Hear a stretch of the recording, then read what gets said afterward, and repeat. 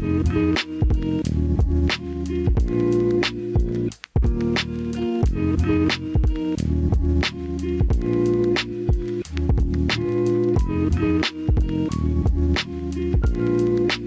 guys, welcome to Grounds for Conversations. My name is Amber Noble, and today I'm so excited to have one of my favorite pastors on the planet. Did you know that? Yes, I figured that I was in the top couple at least. Good friend, Derrick. Derrick, thanks for being here. Thank you so much for having me. Yes. Okay. You know, I was thinking about, do you remember, you probably don't, I remember the first time we met. It was on a golf course. Did you know that? I did. Yeah. Home of Hope golf tournament. Yes. A long time ago. Like, what year was that? You had just started as a youth pastor. At the Cowboy Church? Yeah. Yeah. So I started there in 2011. So it was probably 2011, 2012. 12, yeah. Yep. Yeah. What was crazy was your wife and I had the same purse, and that's how I connected with her. And then she introduced me to you. Wow. That's what a connection. I know, because she had it. And I was like, oh, I just got that same purse. And she's like, yeah, my husband's the youth pastor. And I'm like, oh, okay. So we probably got the purse at Target. No, you did not. Probably her mom and dad bought her that purse. Probably. It's awesome. Okay. So I'm excited that you're here. You guys, you and your wife, Lindsay, you have How many kids? We have 4 kids. 4 children. 2 boys, 2 girls. Is that like a thing? So many pastors I know, it's like they have lots of kids. You know, if you would have asked me probably early on in our marriage, I would have said we need to have like 2 kids and that's it. Yeah. But then you start having them and you're like, I love this. Yeah. Well, I love it. Okay. On record. And it's I always have to have this conversation. I have adult children, and our adult daughter thinks that your children are the greatest, which we agree they are the greatest. But we have to tell her all the time, that's not real. Like, it's not real that my kids are the greatest, or it's not all kids act like that, no, right? They're just well-behaved kids, and I'm just like, Hayden, most kids are feral, so like, don't expect. That's a high standard, you know? And she's just like, and I'm like, the truth is, they've parented well. And so the kids behave well. You have great children. Thank you. Well, and they're see beautiful. That they're great in spite of the things that we've done. They're awesome. We have 2 boys, 2 girls. Our oldest is 13, right? 11, 9, and 6. And so we did not space them out. No. And it's just chaos. But it works because then they're all like friends and they're hanging out and they're doing life together. We'll go with that. Yeah. Yeah. Okay. So how long have you been? I know there's some things that we're going to really dive in and talk about, but I think it's important that we go back a little bit to go, how did we get here? How did we get to this place? So did you always want to be a pastor?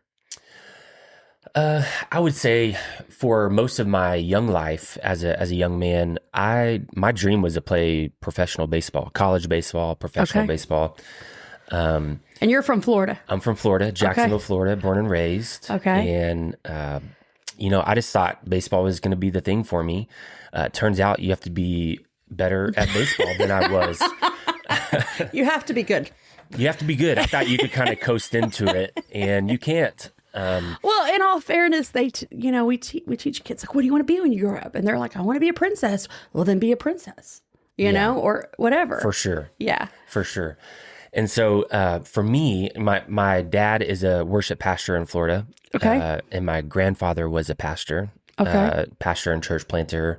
And so I've grown up around the ministry my whole life, or in the ministry. But it really wasn't until, I don't know, probably I've always been musical. So a lot of people don't know that I can play instruments or sing or things like that. I didn't know. Yeah, I don't do it anymore. Okay, go ahead and sing us a song. I'm just kidding. Do you want people to listen to this podcast or? Okay, I love it. Okay, so were you like, when you were in youth, did you sing in the youth band? Yeah, so I started off as a drummer. Cool. That was just kind of, my dad said, hey, I need you to play drums tonight. And I was like, oh, okay. So did you know how to drum? Not really at that point, but my dad forced me up there. And wow. I don't think there's been a drummer in that first time that I played drums in front of somebody on a worship band. I don't think anybody's ever played the cymbals as much as I did in that moment. I could see my dad turning around like, take it a little easy here, you know? Calm down. But they sounded awesome. So I Like just kept that, hitting what them. was that drummer's name on the Muppets? Do you remember that with like the crazy, his hair looked like mine? Yeah, and I'm horrible he just with like, names like that. So, but that's how I imagine. oh, it was Okay, 100%. perfect, I okay. was, yeah, it was not good. And then, you know, I started to sing and play guitar a little bit. My dad got me my first guitar and practiced at the house all the time. And music kind of came easy to me for a while. And then my dad took a position at a different church, and I had the most incredible youth pastor. I love that. Most incredible youth pastor, Steve and Kim Crutchfield. They live in Pennsylvania now. They're pastors at a church up there. And You still close with them? yeah, we still talk. I texted them the other day, we went to Austin, Texas for arts competition that our denomination did. This was in like 2003 or 4. And we had one of our students that was just wild. And we were in Austin, Texas, and we couldn't find this kid. And we're not far from 6th Street in Austin. If you know Austin, you're like, this is not a good combination. Or is it? No, I'm just kidding. It could have been. Yeah. It was, I think my youth pastor quit the next week. Sure. Not really, but he wanted to. I know that. Yeah. And so I texted him last week. Hey, you remember that time that you almost died in Austin? And so Did y'all find the kid? we found him. Yeah. good. On 6th Street? His name's John. He lives in Miami, Florida now. We grew up with him. He's an awesome guy. But I'll have to John. send this to him. Yeah. I don't want to give his full name away because I don't want to ruin his family's reputation, you know? And so my That's youth amazing. pastor, he just saw something in me. Yeah. And he really started to pour into me. And I think he saw the call in my life before I did. That's amazing. Serving's always been something that I've enjoyed or wanted to do. Yeah. And so that just comes naturally to me. And so Don't you think, though, that part of that is because your dad created a space for you to do it? 100%. And it was like, not, hey, go do this, but like big things that you're like, I don't know how to do that. He's like, well, yeah, you do. Come on, Yeah. go play the drums. Come do this. And so your parents creating space for you 100%. to develop in your gift, right? Not just to, oh, well, all you know how to do is change the toilet paper. So just change the toilet paper. But you know what I'm saying? There's But I something did to be do those said. things. Sure, absolutely. We all did, Yeah. right? But there's something powerful about creating space for the next generation to become passionate about serving, I think. Yeah, absolutely. My youth pastor, he just saw that gifting and that calling in me. And so I started to lead worship. Okay. And so, me and some of the other, young kids in the church, we started to build a worship team and build it out. And we just had a great time. And our youth pastor, he just kept pouring into me. I love that. He's the first person that had me preach as a teenager. I don't think I would have ever done that as a youth pastor, to let this young youth guy just, hey, could you preach on next Wednesday night? I remember I prepared and I had like 40 minutes of notes, and 5 minutes later I was You're given done. the altar call. Yes. Yeah. I was like, well, that did not go as long as I thought it was going to go. I love that. Yeah, of course. Yeah. How many people got saved? Myself. I was the only one. I felt so bad after that message. I was like, I don't know if anybody got anything. I'm sure theologically it was probably up there of like top 5 worst messages ever given. But I was just passionate. I love Jesus and was not a perfect kid. Made plenty of mistakes. But I learned my love for the local church. And as we were going, I thought worship was going to kind of be something that I would pursue as that's what we would do, or what I would do. Right. And went on a missions trip between my junior year and my senior year. My first trip, we went to El Salvador. And it was on that trip that I felt for the first time like a really clear call, like, you're supposed to be in ministry. Wow. And I know there's always good and bad of short-term missions, but I'm a huge proponent of it. Me too. Because there's just so much that happens on those trips. It's the serving part is awesome. I think we could do less of the Instagram kind of, I'm here to take pictures thing. Right. For sure. But the conversations that happen when you're in the hotel lobby or you're at the church and you're just having conversations and the Lord's just using people to speak to you. It's like, man, I thought I came here to serve, but I'm a different person now. For sure. And so I actually signed up that summer. At the end of the trip, they said, hey, we do internships every summer for kids that graduate high school. So if you're interested, you can fill out this form and then go home and talk to your parents. They did it really tricky. I'm like, shouldn't we talk to the parents before we fill out something? But I was like, hey, listen, I felt pretty clear I'm supposed to come back and be an intern. And so me and my best friend, Brandon, from growing up, we both signed up and came back home. And I told my parents, I was like, Mom and Dad, I signed up to be an intern next summer in El Salvador. If you know anything about El Salvador, it's like there's gangs, there's Well, that's drugs, where the MS-13 gang is out of, right? 18th Street gang, yeah. And so it's like, when you think about El Salvador, it's not like I'm going to send I was 17 when I graduated high school. Yeah, so, you weren't going to work at Disney. Yeah, I'm not, no. Right. And so, yeah, so I told my parents about it and they were like, I don't know. What happens if something bad happens to you? And just out of I don't know, maybe it's my immaturity, but maybe my faith at the time was just like, I just looked at my parents and I said, well, if something happens to me and I die doing missions work, I could think of nothing greater of a place to die. Oh, and that's incredible. And my parents looked at me like, okay, all right, nothing else we can say. All right. How do you argue with that? Right. Chapter 2 of Voice of the Martyrs. Yeah. Exactly. Young Derrick Drake, 17, died at the hands of MS-13. Amazing. Yeah. Okay. So did you go? I went, and in the middle of that, so I graduated high school. A week later, I was in El Salvador. My parents is in the middle of all that with my youth pastor really developing me. That I felt a call to student ministry, and so I said, Mom, Dad, I need to go to college if I'm going to do this thing. And so they signed me up for Southeastern University in Lakeland, Florida. And my mom registered for my classes. I'm in the middle of El Salvador. So mom's getting you set up. I don't know what classes I'm going to even take. Right. I could talk to my parents like once a week. This is before cell phones. Right. I mean, there were cell phones, but it wasn't like international was not an option. Was not a thing. Yeah. I had a Nokia brick phone, and I think at that time I had a Nextel, like the two-way radio phone, because me and all my redneck friends, we thought we're truckers, we're just living the dream, like, boop, boop, you're there, Yeah. And so we had to call you had this payphones, you have to have a card to put in. Yeah. And it was like a couple dollars a minute. And so I could talk to him once a week. Right. So I'm like, I don't even know what I'm coming back to. I came back, I had a week, and then I moved into my dorm.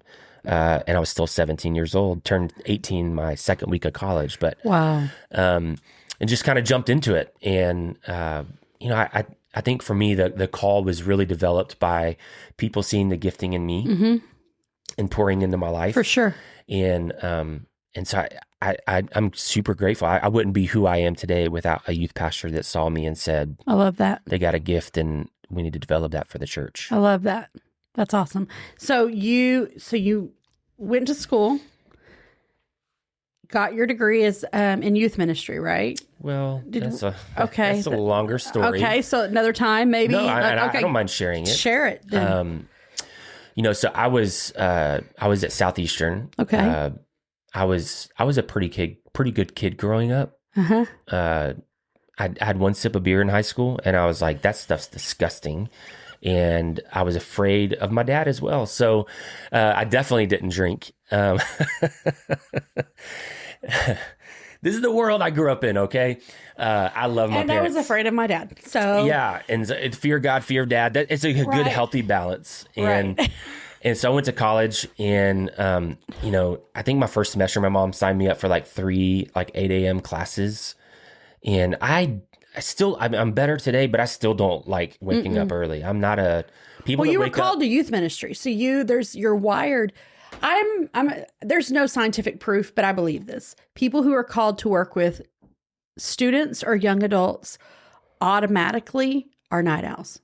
Automatically don't love mornings. Automatically are bent on like kind of a twisted humor. Like there's some things that just kind of automatically are there. And it's like, oh, okay. Like I don't know any youth pastor. It's like, oh, it's 5 a.m. Let's get up and watch. No. Yeah. No. That's definitely not me. You get up and go to the restroom and go back to bed. Yeah, absolutely. Even if there's like 10 minutes before your alarm goes off, I'm like, that's 10 minutes of sleep. That's 10 minutes. That's a gift from the Lord. Yeah. That is a gift from the 100%. Lord. And so I went to Southeastern. Yeah. First year went okay. Not great, but okay. Lots of 8 a.m. classes. Yeah. And I think because I don't, I didn't really I did my ACT and I knew I was going to Bible college. And so I was like, I don't need this. And so I just didn't even study. I just went and took the test. Right. And evidently that's not how you're supposed to do it. Right. And so when I got there, they're like, well, you need like remedial math. Yeah, you have to take these, I don't know how you graduated high school classes. They should call them what they are. Like you shouldn't be here, but we're taking your money. So sit down. Yeah. So classes. you're going to pay a lot of money at a private Christian university to take basic math. Yeah. And what's funny is like math came pretty easy to me. It was just like going through the test. I was like, I don't have to do this. I'm going to Bible college. What youth pastor needs to do this? And that was a youth pastor smart. That's given no budget. Yeah. It will come in handy someday. Exactly. So fast forward to my second year, met a group of friends, great guys. We still communicate from time to time. But it didn't go well the second year. And I found myself, I drank for the first time, really drank for the first time in our dorm. And we had a no tolerance policy at our campus. Of course. And plus I was 19 at the time. I was like, I had no business doing anything that I was doing. And so I drank in the dorm, one time and, I didn't pace myself, I should probably say. And so it was the first time I'd really drank, and then I ended up drunk. And everybody in the dorm was like cracking up because here's the pastor kid, Derrick, who's the good kid in the group, and now we haven't drunk. So somebody took pictures and videos, and we're laughing and cutting up. Well, that's kind of sent me on a spiral that semester. Sure. And I started to hang out with the wrong people from the restaurant that I worked at. Waking up in people's houses and like, what this is not me. I don't know what I'm doing. And so long story short, somebody found the pictures and the videos. Oh, wow. On the network, on like the college network, and sent them to the dean. I was gonna say like, what, on MySpace? Yeah. Facebook had just come out, but you had to have like a .edu yes web email address to have Facebook. Yeah. But somebody found them on the network because when you plug your computer in to the network, like back in the day, like this is before everything Wi-Fi. loads up. Right. Yeah, so you plug it into the wall and you got access to everything. Right. And so somebody found them, sent them to the dean, and so the dean called me and like I was 4 or 5 of my roommates in.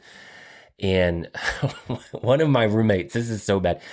So he had red hair and basketball player, awesome dude. He was not in any video except for his arm is reaching out and he has a drink in his hand and he's got red hair on his arm. And that's the only way they caught him. We saw your red hair. We saw you. And so the dean calls us in and, I'm thinking like, what have I done? What do they know that I've done? I'm trying to figure out like, how do I spin this? Right. It's not what have I done? It's what have they known? Yeah. What do they know? 100%. Exactly. Yeah, You're not like, I don't know. You're like, oh, how much do they know? And where are we going with this? So the dean calls us in. I sit in the dean's office and he said, Derrick, have you been drinking on the campus? And I was like, no. I mean, why would I? I'm giving them like because as I have the young innocent face. I'm 19 at the time, and I'm thinking I've got this, and so I'll flub my way through this. And so he flips the computer around, presses play. And that's always hard because then you're just like, do I make eye contact? Like, what do I do in this moment? Yeah, and he looked at me and he's like, "What do you have to say?" And I was like, "Well, I guess you got me." Oh my goodness. And so they said, "Well, we have a meeting on Wednesday night." With the disciplinary board, and we'll let you know what's going on. And so I'm thinking like I'm going to be on probation or right. like I'd not done anything other than that. And so they called us back in on Thursday morning and they said, we've made a decision that you have 48 hours to be out of your dorm. You're kicked out. And you had to tell your parents. Yes. That was the hardest part, wasn't it? That was I'm trying to think, like, how can I not call my parents and tell them what just happened? And oh my goodness. Yeah. Oh my goodness. So I'm trying to, like, I'd been the pretty good kid in the youth group and the one that a lot of the kids looked up to. And now I'm the one that had messed up everything. Right. And so I had to call my dad and I said, Dad, I need you to come get me. And I explained what happened. I said, I have 48 hours. And so he drove down with a U-Haul. Ooh. And it's probably the first time that I had, like, the big mess up in my life. Like, I've really done something bad here. To some people may listen and they're like, well, that's not that bad. But to me, this was like, right. I prided myself on being able to do things well and be successful. And the reality is you knew that it was less about what you did, but the fact that there was a character shift and you were not, do you know what I'm saying? Yeah. It's kind of like, because the people will hear this and justify that is not a big deal, but it's a big deal when you know that you were running after God and then you weren't. And so that's the problem. The drinking in the dorm was the result of a heart issue, right? For sure. Yeah. So, I can't even imagine what that ride home was like.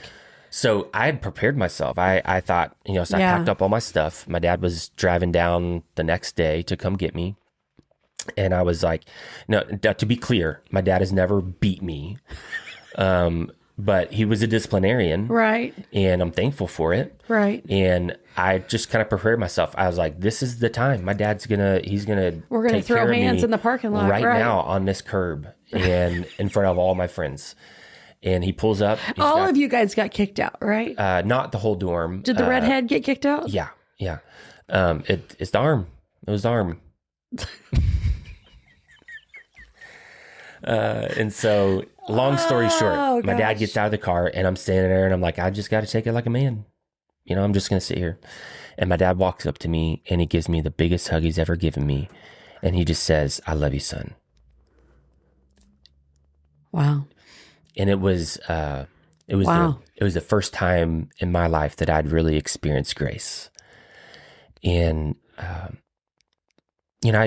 was not perfect. I made mistakes and I did dumb things in high school, dipping and hanging out with the wrong people here and there. But I for the most part, I felt like I was like, I'm at least like, I'm not doing the big things. And that's like the right. I'm not really messing up. And right. so, and it's funny how you weigh your sin based off. Yeah. And you judge people who sin differently than you. 100%. Right. So it's like, how could you? Yeah. I'm not doing what they're doing now, but you got your own stuff. Right. Yeah. And we all sure. do. So for sure. And so it was the first time that I had the big mess up and my dad was so gracious. I love that. So gracious. It's probably the best picture of my life of the grace of our Heavenly Father. Mm-hmm. You know, to where you feel like you're going to get punished and judged and all these things. And he just wraps his arms around you. And it's like, I love you, son. And so that was a journey. Right. Sure. And we didn't even plan to talk about this part. No, but here we are. And so, long story short, I signed up for an internship program with a school of ministry. Okay. Like the denomination we grew up in, you had these like schools of ministry at churches. I would say during the 90s and early 2000s, every denomination had their version of a school of ministry. Yeah. Churches started holding night classes for people who wanted to get certified through. So like if a church was a certain denomination, whatever school they had, they would do a partnership. And it was great because you're getting education, but it wasn't really anything that would carry you outside of that denomination. Yeah, for sure. Once you're outside of the denomination, it's like, what kind of degree do you have? And you're like, I love Jesus. people and Jesus. Right. And so I signed up for this internship, Right. ministry school thing. And it was really hands-on. You were taking distance ed classes, serving in the church. I think, so I think the benefit of some of the schools of ministry stuff that they did, or leadership schools or whatever that churches do, is more than seminary or Bible school. It gives you hands-on because they're like, okay, you're signed up. Guess what? You're serving in the foyer of the kids ministry building this week. Yeah. You're like, wait, what? Absolutely. Yeah. And then you're going to read these books and we're going to talk about it. But so there was a lot of instant hands-on. So there are some amazing things that you don't get on a college campus that you're thrown into the hard parts of ministry that seminary doesn't prepare you for. Yeah. You know? And what I knew, this was the second time that I really experienced grace. I was back home early from the semester. Okay. Our senior pastor, who was very gracious with me and did Lindsay and I's wedding, love him and his family, incredible people. And he just said, Derrick, I understand what happened. I'm so sorry, but I need you to not do ministry for just a little bit. Just sit and be healed. And that was great advice. You don't want to jump back into something after you just have this big failing and failure. Right. And so I'm back home. This evangelist comes to our church that I'd known for a long time. And we knew him from youth camps and conventions and all the things. And he sees me and he's like, and this is the couple that had the ministry. And he said, Derrick, what are you doing? Like the age-old question, what are you doing with your life? Right. Like, why are you back home? And I was like, well, I'm just trying to figure out what to do. I'm like trying not to spill There was the a video. Yeah. And so he says, why don't you move to Tampa with me and be an intern and do our school of ministry? And I was like, well, and so then I felt like, okay. So I said, listen, his name's Sean. I said, Sean, I don't think you want me in your school of ministry. Oh. How I saw myself was damaged goods. Sure. And so I'm thinking what I thought I was going to do is I'm going to go to community college. I'm going to go get a degree and I'll just figure out life. Right.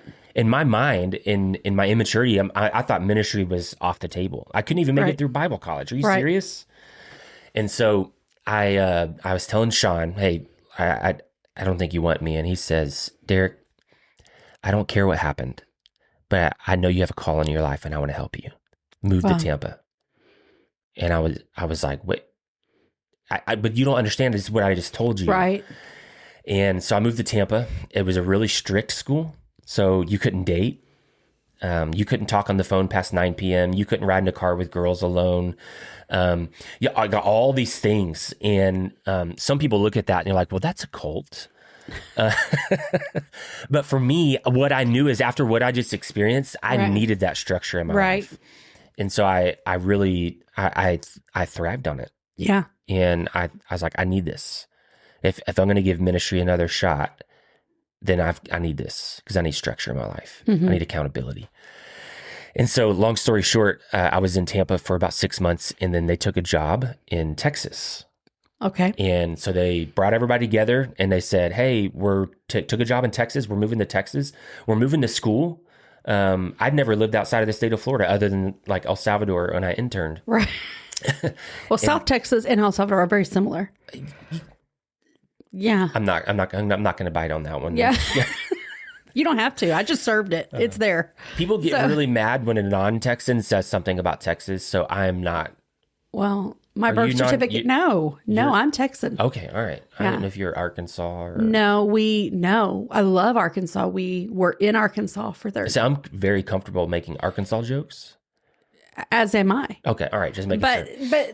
And I'll make Florida jokes too because have you seen that thing where you can go online and type any day of the year and put Florida man and that date, and it's whatever happened in the news that day, like hours of entertainment. Florida is wild. Buck wild. I mean, like you got people on zombie drugs, like trying to chew somebody's face in the middle of the highway. Are you serious? Outside of Waffle House. It's always outside of Waffle House. So hey, but listen, those hash browns. The best Waffle Houses are in the sketchiest places. Absolutely. But if you're ever like in a situation, like say it's your first date and it's like going weird and you don't have anything to talk about, pull out your phone, open up Google, say, you want to play a game? Let's do this. Florida man and just throw a date out and just sit and talk about it.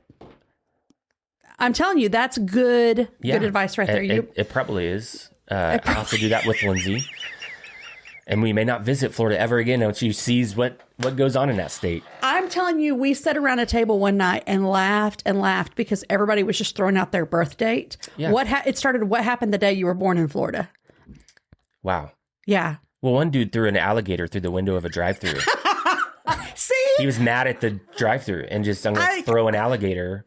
And I love that. Who's like, let me go grab this alligator real quick and throw it inside a window. How did he know how it would throw? Like I think it was a smaller alligator. Yeah, a little bit bigger than football. Yeah. Okay. Anyway, okay. So you moved to Texas. We both have ADD, and so this Major. So if some of you you're lost right now. What if I was right there? Like, no, I don't. Then everybody would know that you're lying. You're lying. Because we're popcorn in here. No, but this is good. Okay, so Florida, alligator, moved to Texas. Yes. Go. So moved to Texas. And so I'm interning with the denomination, with the district office and the Where in local Texas church. were you? I was in Spring.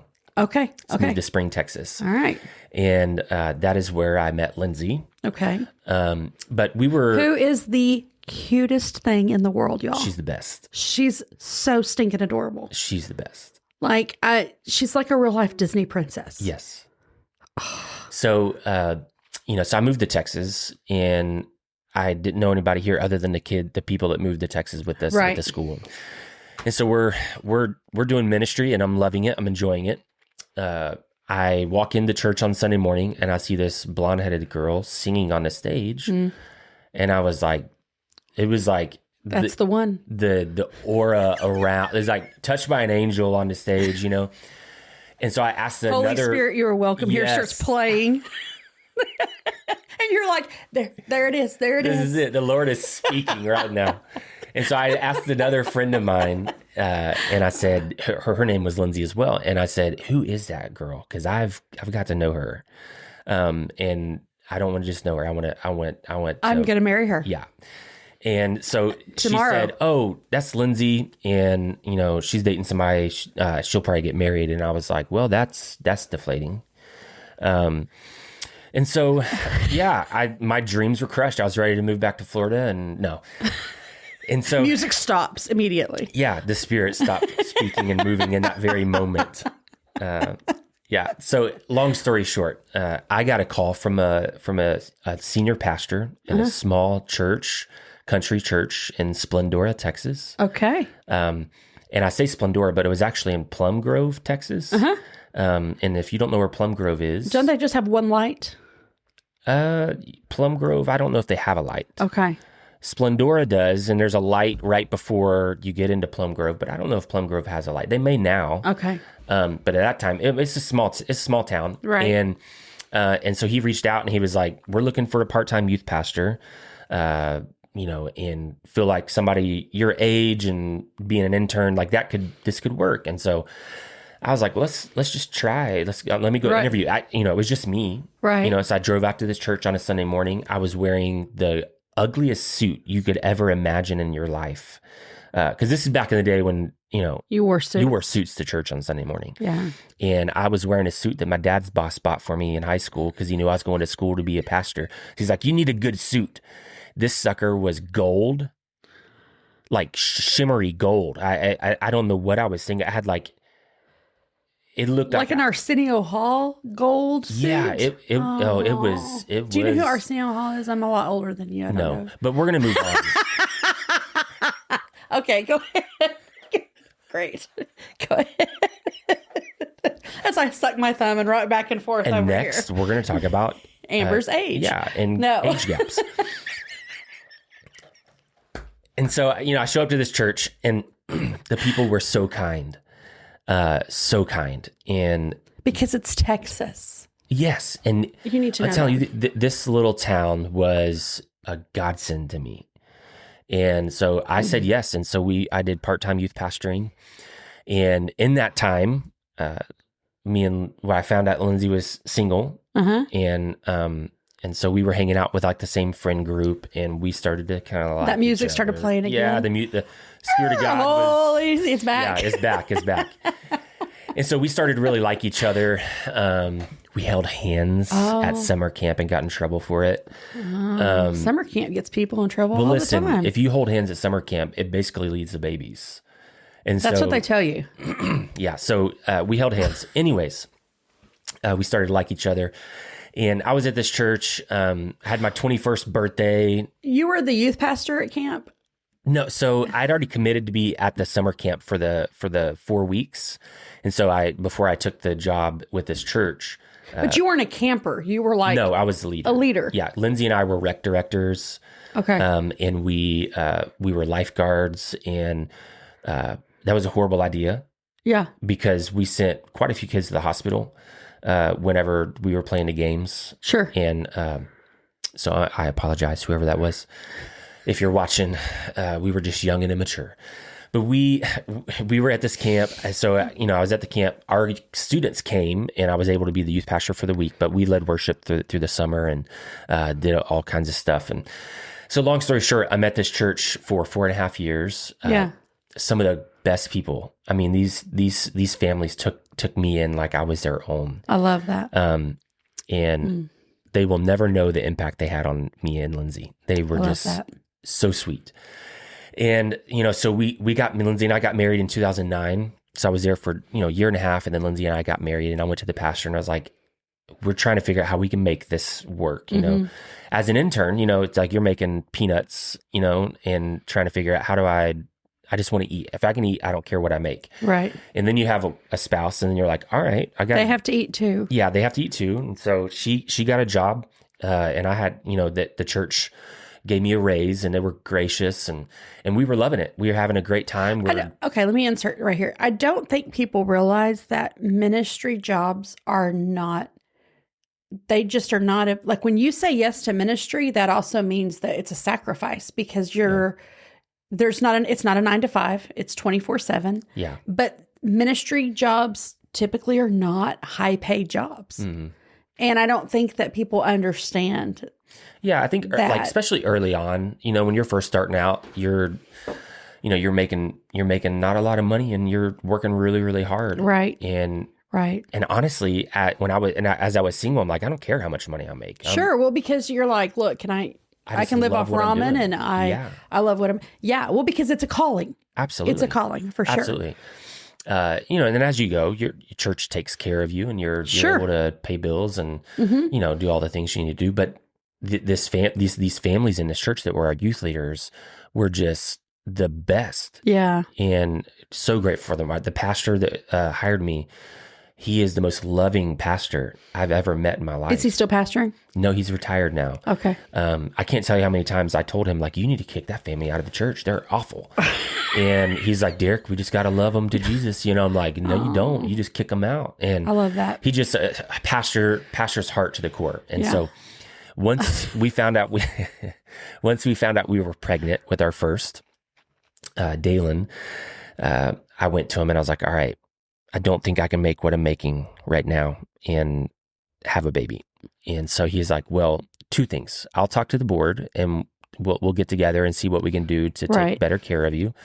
And then 3 or 2. So I said, wow, that's a 1, 2, 3. Yeah. So 2 things, 1 and 2. I just jumped to 3. That's okay. The second thing he said, if you want to start looking around for a job that, like another youth pastor job that will pay you better, you could do that. Take your time. And if you find something, we'll bless you on your way out. Oh, wow. And I was like, oh, wow. That's, I didn't know you could do that. That was pretty amazing.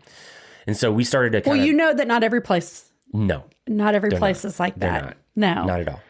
And so, we kind of put our name out there in the denomination we were in and interviewed at 3 places. And we chose a church in Montgomery, and we were youth pastors there for almost 6 years. Mm-hmm. And so about 10 years of student ministry, and loved it. I thought I was going to be like the lifer student ministry guys, like that's what I was going to do. I was going to be, until they're like, dude, you got gray hair. You need to get off the stage with these youth. And you still have to force me. Right. That's what I thought that I was going to be doing. Well, I think that there's something I think there's something to be said, and I have to be real careful how I say this.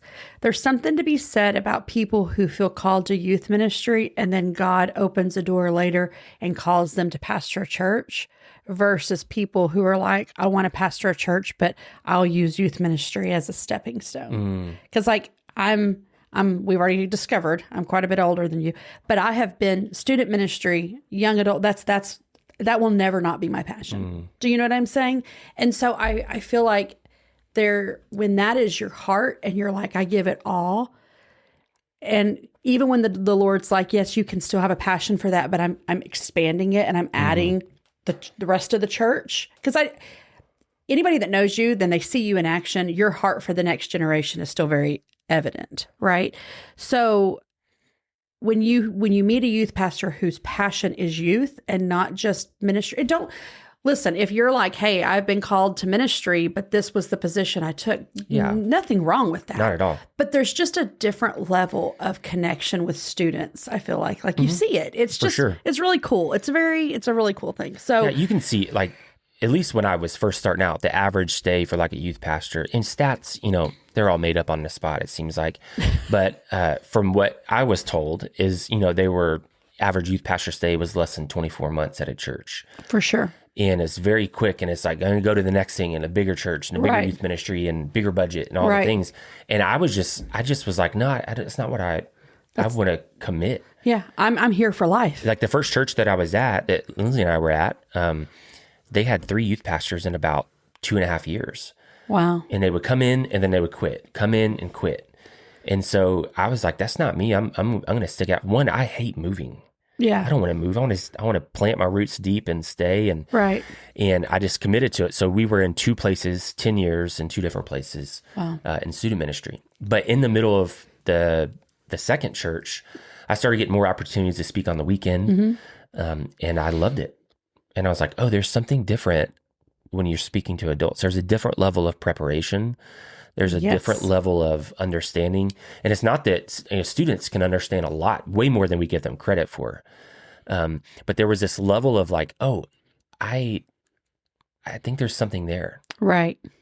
I think there's something there. And so God started to kind of work on me a lot during that time of even my own study and knowledge and understanding what was next. And so I started to communicate those things. Like I feel like there's something changing in me to where I really want see some kind of adult ministry. I didn't know what that meant. But that's what I was feeling and sensing.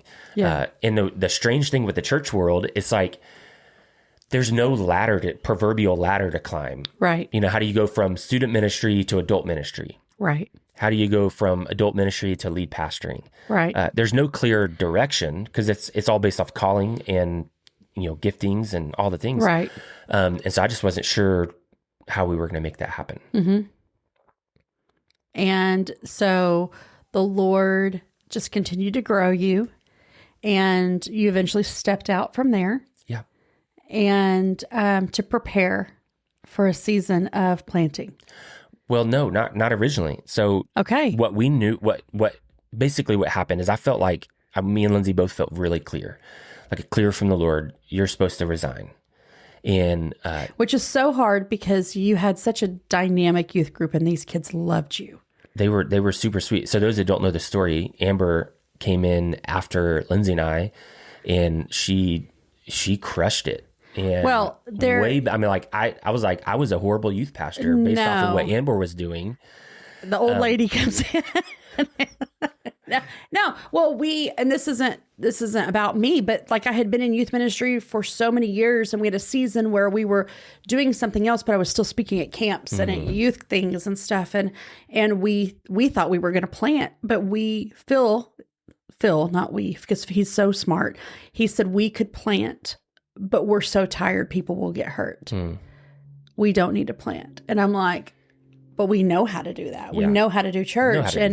And this church contacted us and they were just like, hey, and so we threw our name in there, and I'm like, I'm not cowboy at all. But I do have your cowboy cowboy hat on today. Shout out to all the cowboys out there. All the I'm Cowboys. with you. Yes. Yes. Yeah. Well, I was like, I'm not cowboy. But I'm Texan. Yeah. But I love people like you. And I'm like, I will, as long as I don't have to be something I'm not, and I can love people where they're at.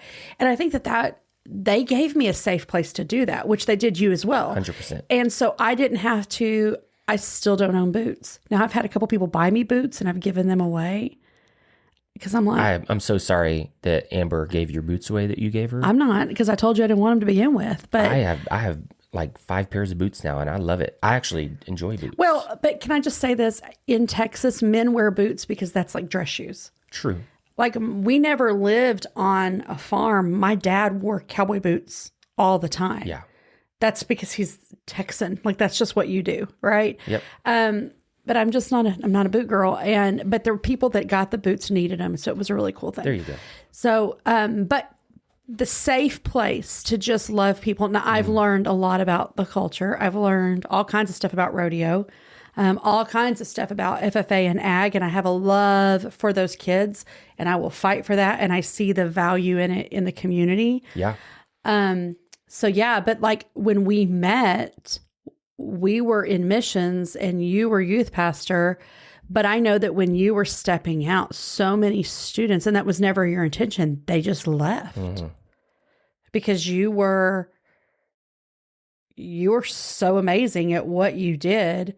And then they were like, do you want to come? And I knew you had this youth group of a couple hundred kids, and I come in and there's 15 kids there. I'm like, oh, is this a joke? Like, what are we doing here? You know? And and then having to build that back up. But it just speaks a lot when people would talk to me about you. They're like, well, Derrick would blah, blah, blah. And I was just like, yeah, because Derrick's incredible. I get it. It's amazing. Well, I think it goes to show that I didn't do a lot of things right.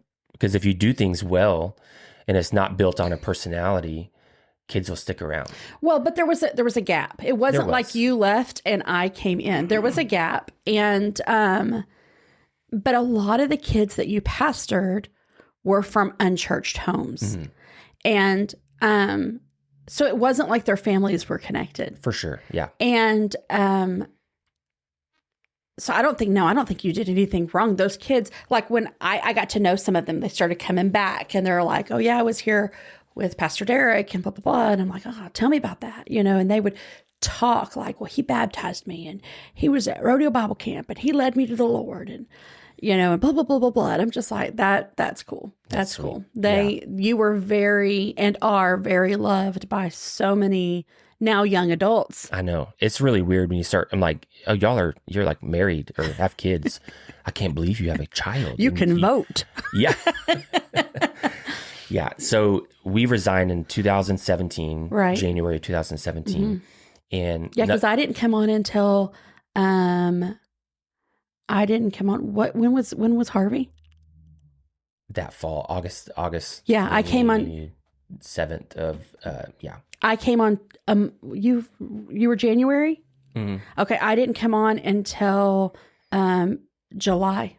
Okay. So from January to July, and that's a gap. That's a long gap. Yeah. For students, that's 20 years. Yeah. You know? Yeah. So we resigned and I really wasn't sure what we were going to do. Lindsay and I had always said, we'll never plant the church because that looks really difficult. Yes. We had seen friends do it and I'm like, that looks so hard. And I don't know if I have that in me. You have to unload a trailer every day. Yeah. And so I went into the restaurant business. My in-laws used to be in a restaurant business. And so I worked in a restaurant business for about 2 years. And I'd worked in restaurants before. So and I love people. So right. Let's do it. I'll work wherever.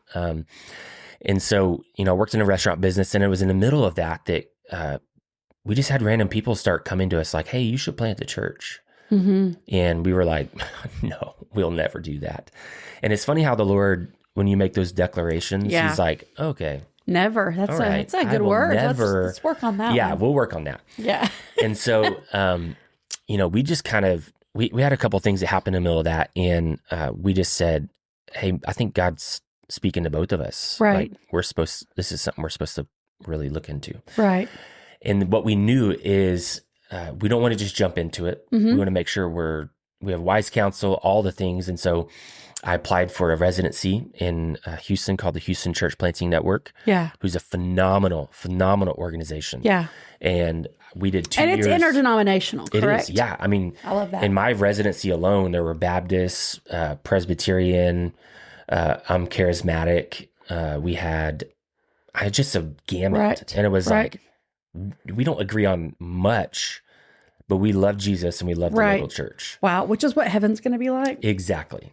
Fun fact. Exactly. And so we did 2 years of residency with them. And so in the middle of that, we started to kind of gather a team. This was 2017 to 2019. Started to gather a team of small people, our core team, and started to meet with them. In your house. In our house or in another. We kind of rotated at different houses. Right. And so, yeah, we had a few couples, and still to this day, some of them are our best friends. You know, they're just great people. And what we asked of them is like, hey, would you give us a year of your life to help us get this church off the ground? Wow. And they had to serve, they had to give, they had to be in leadership. Like we required a lot from these people, and they were in. They were in. They were leading worship. They were leading the kids ministry. They were leading the Connect ministry. They were leading set up and tear down. I mean, right. And so fall of 2019, we started to have soft launch services. And it's kind of insider language, but what you do is you have services for like your team of people. Right. So you can work out the kinks and the details. Absolutely. Because, you get one chance to really make a first impression. Absolutely. And so if you show up and it's like, oh, we didn't think about that for kids ministry, that person's probably not coming back. And so we used that fall 2019 to really work out those details. And hey, we need to add this, or we need to get that piece of equipment. And so we did that. And then January of 2020, January 23rd, 26th, I don't remember the exact date. It's kind of blurry, and we'll see why in a minute. January 2020, we launched and had our official opening, and just incredible. I mean, you think like this is it. Like we've done it, and you had no idea what was around the corner. No, I mean, we had 275 people on launch day, and we're like, it's amazing. I mean, this is just a beginning, and you're like, watch what God can do. Yeah, we're gonna have 1,000 people by next week, and you're like, I was so oblivious to some of this stuff, and my goal is never to like have this large church. No, but healthy things grow. Yeah, right. So I think there's a growth that happens, and so. We're 6 weeks in. Lindsay and I are in Florida at a church planting conference called Exponential, which is incredible.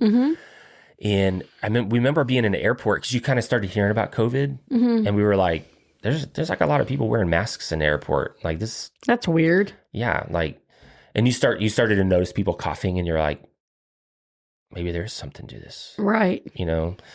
Actually, my message on launch day, I made a joke about COVID. Because in my mind, I'm like, it's just like Ebola, because one of our core values was contagious grace. So I used contagious grace, and I was like, boom, COVID's here. COVID. And then, oh man, that was a horrible decision. Okay. So launch day. And then how many weeks after launch? How long after launch? We were 6 weeks in after launch day, post launch. And then we got, they started shutting. The first NBA game shuts down, and you're like, something's really going on. Right. Stuff starts to shut down, and we were like, what do we do? Right. I mean, we didn't have any equipment to do anything, and so we got a call from the school, and they said, obviously you can't meet right now. Right. We'll call you back when. I didn't even think about that because y'all were meeting in a school, and so you couldn't even get in there to do like Facebook Live. No. Because the school was shut. I mean, you could not use the building. I didn't even think about that part. Yeah, we couldn't use the building. And because a lot of churches, because everybody was shut down, but churches were still doing online church because they had space. But I didn't think about the fact that the school wasn't going to allow you to meet in their space. Mm-hmm. So by yourself. Yeah, exactly. So we met in my office. I rented a little small office. There's a church in Conroe called Wake Church, Josh Gosney. They had an office space and had one open office, and so I rented from them. Yeah, and it was not much bigger than this room, right? And tiny. We put an entire band in there. And I don't know how we did it. You ever seen like the tiny band like concerts? Yes. It was like that. It was horrible. We're buying all kinds of equipment. We're like, well, we need something to be able to put it on the internet. What do we need? So we're buying like gaming things. I'm like, I don't know. I've never gamed before, like online gaming and all that. Like, so I'm like, how do we do this? And then our friends over at the Cowboy Church, they reached out and like, hey, we have some equipment that if you want to borrow to get things up and running. And it was a lifesaver, because I was like, I don't know, we don't know what we're doing. And so we start streaming our services, online, and we realized quickly we're not gonna be able to do this in an office very long. Like this, this is a lot. And so some friends of ours that were on our core team, and the husband is on our advisory team, Jordan and Tara Austin, who own Ruthie Grace and Forged 86. They said, hey, we've got a warehouse. Why don't you come and do church in the warehouse? Like stream your services. So we met in Ruthie Grace's warehouse, and we streamed our services from there, preaching to the little red dot on the camera. I love that. And we had a great time, right? Like the funny part of all this is we had kind of decided early on as a team, we're not going to stream our services. Right.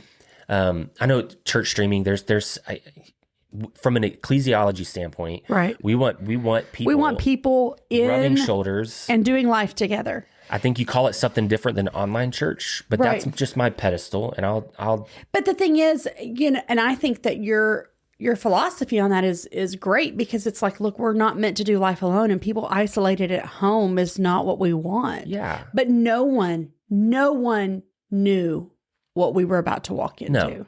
No, not at all. And so we did that. We were streaming, I think, for 13 or 14 weeks. The school had called us back and said, hey, when you're ready, you can meet again. Because we're in Montgomery County, and COVID didn't exist in Montgomery County. Yes. I mean, it's kind of funny if you think about it. It really is. When you tell people, because they're like, our masks had masks. And I'm like, well, people in Montgomery County were just walking around without shirts. All these old men walking around without shirts with, Trump flags or whatever hanging off the back of their truck. They're like, America, nobody's making me wear a mask. Right, and you're like, and so, I don't know this is good. Yeah, if this gives you like a picture, like we offered, like, we didn't make any declarations because we knew the area we were in of like what you can and can't do. But we did say, hey, if you want to wear a mask, you can wear a mask. And we had one person wear a mask one time, and I think they realized they're the only one. And that's the thing. It was super funny because I had been in, you see people wearing masks in their car by themselves, and you're like, what are you doing? Well, I had been in Houston where I had masks on and had come back to Montgomery, and just out of habit, I put it on and run in the store, and you would have thought I walked in with a semi-automatic. Everybody turns and looks at me like, what? Yeah, you're right. The gun would have been like, that's a cool gun. But they looked at me like, what are you doing? And I'm thinking, we don't have to wear masks? Well, it was just where you're at. It was just kind of an isolated, and I don't want to make it sound like Montgomery County is like backwoods, but they just were very isolated on the fact that we don't think this is necessary. Yeah, for sure. And they kind of did their own thing. People had strong opinions about it. Strong? Yeah. We'll leave it at that. And so I'm trying America. Exactly.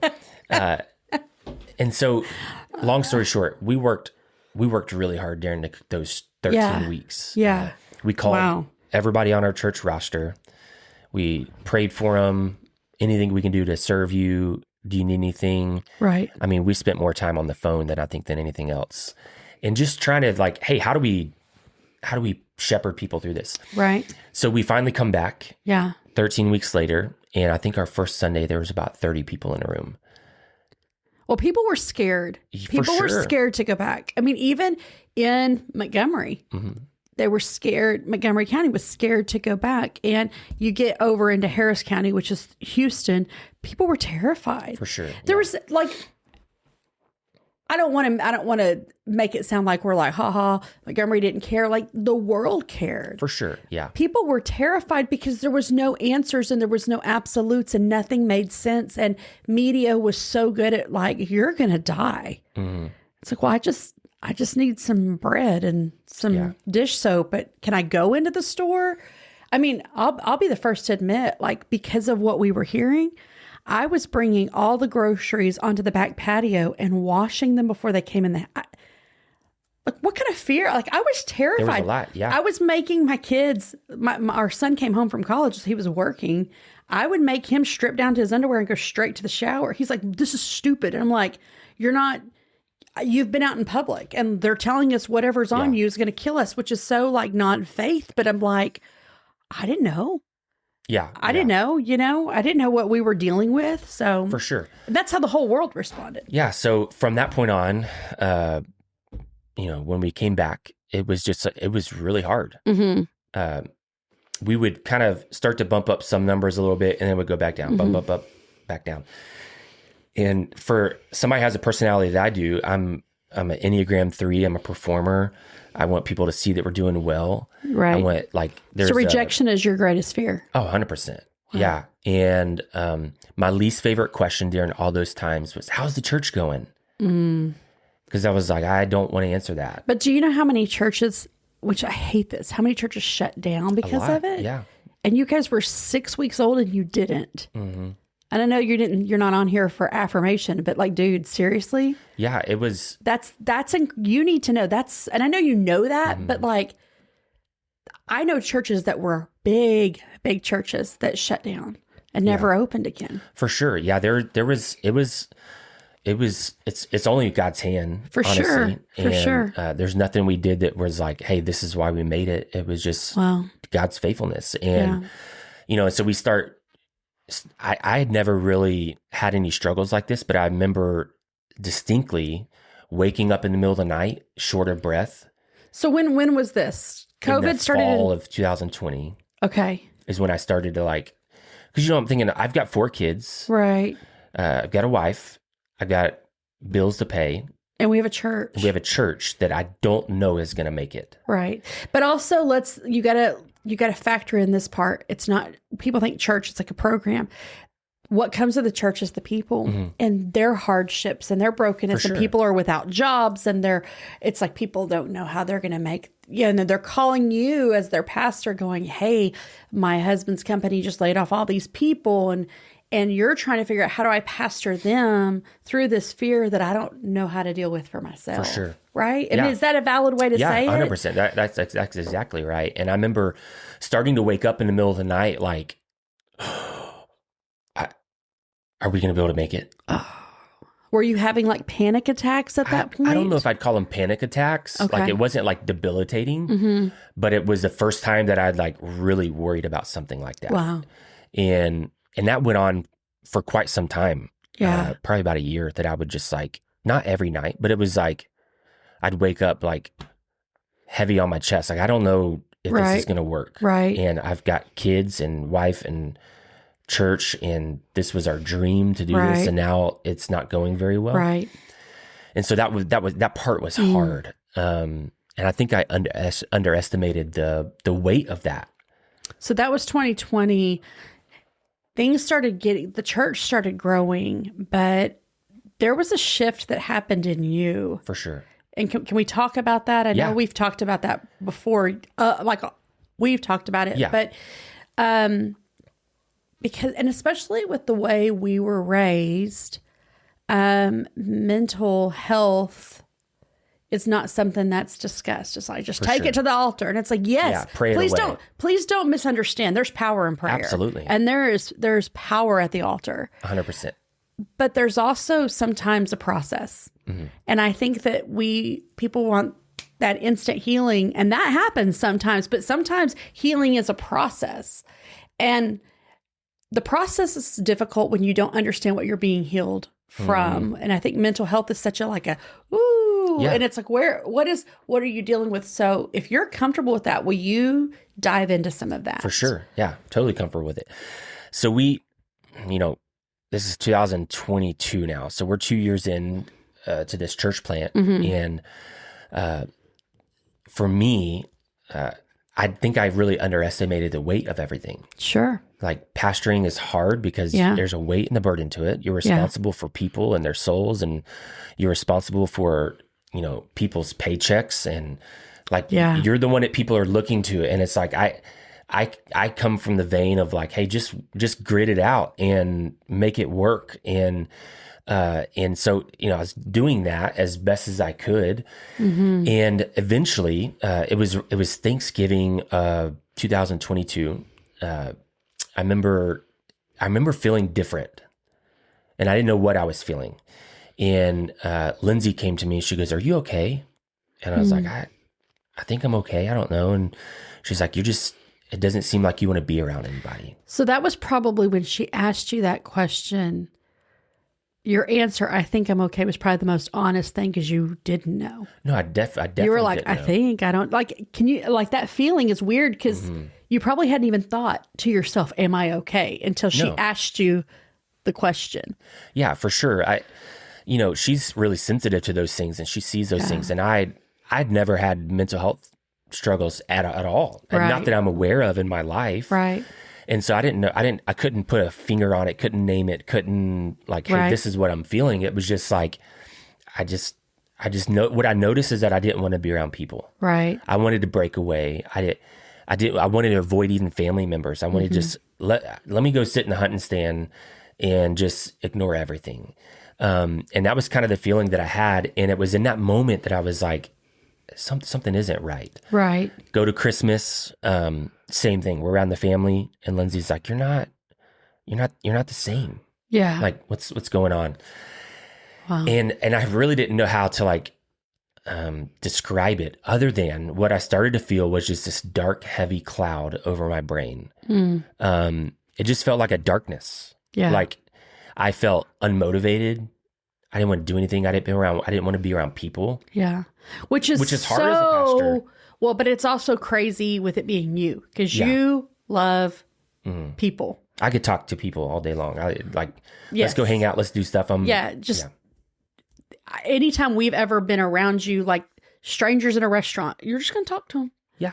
And so that's knowing you. That is weird. Yeah. Yeah. And Lindsay noticed it in me first. And so I just started to feel this darkness, this like, it just felt like a cloud. Like that, like, why do I feel this? I don't feel well. I don't feel happy. I don't just feel like, ugh. Everything was just like, whatever comes. I'm fine. I'll be fine. Right. And that affects your marriage. Yeah. That affects your church. That affects your children. That affects it's like so many facets that it affects. And so on the encouragement from Lindsay, my wife, she said, I really think you should see somebody. You should go to a counselor. And how did that make you feel? Did you get defensive? Yeah, probably. Yeah. I didn't want to go. I was just like, well, because going to see a counselor means something's wrong with you. Sure. And if you're a man of faith or a woman of faith, like, I think we've got to normalize and create safe place for people. Counseling is a wonderful thing. Yeah. I think everybody should get counseling, honestly. Yeah. But when you're from a background where that doesn't happen, it's like, well, what do you mean? I've not killed anybody. I've not, have not experienced giant traumas. Yeah. Like there's all these awful things haven't happened to me. So I don't need counseling. So I'm just curious if that triggered a defense in you. It took a lot of encouragement from Lindsay. Yeah. And she was really patient with me. And you guys, she's the best. She's amazing. She's amazing. Best. And she had seen a counselor previously, and I was like, I've never seen a counselor. I don't even know what to do. And do I lay on a couch? I know. Am I gonna have to go like sit naked on a couch and talk? Like I don't. What kind of counseling have you heard about? Like, don't go there. If they make you. I don't know. Maybe we'll edit that part out. Maybe we No, won't. It stays. It stays. And so, so I reached out to some friends looking for a counselor. Somebody recommended somebody, and saw a guy in spring, and it was super helpful. And so I don't remember how many sessions I had with him, but it was pretty consistent there for a while. And I was just trying to process, like I don't know why I feel the way that I feel. I feel frustrated. I feel dark. I feel. Did you feel? And can I ask this question? Yeah, you can ask whatever. Did you ever feel like you just wanted life to be over? Do you feel like you were at that place of not necessarily suicidal? Because I think there's a difference. I think there's suicidal or I just want to die. Those are two different things. I definitely wasn't suicidal. Right. I don't feel like I was ever there, but did you just go, I just would be okay if I didn't wake up? I don't know if I ever said that or verbalized that to myself. Yeah. But I probably felt that. Okay. Like it would be easier if it just stopped. if my family didn't have to deal with this. Wow. That's heavy. It's really heavy. Lindsay's very gracious because she was very gracious with me because I was not in a good place. Did your kids pick up on stuff? Were they like, Dad?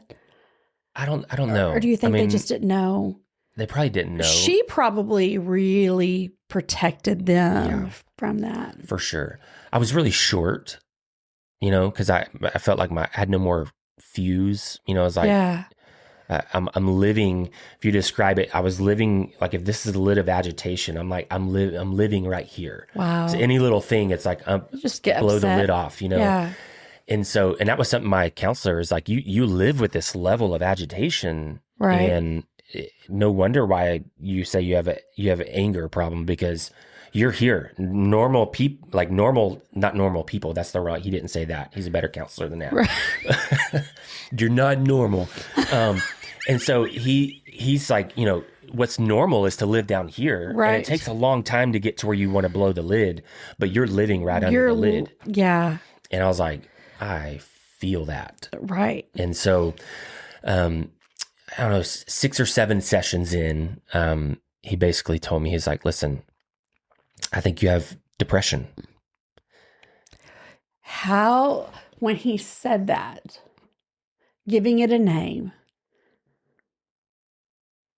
how did that feel?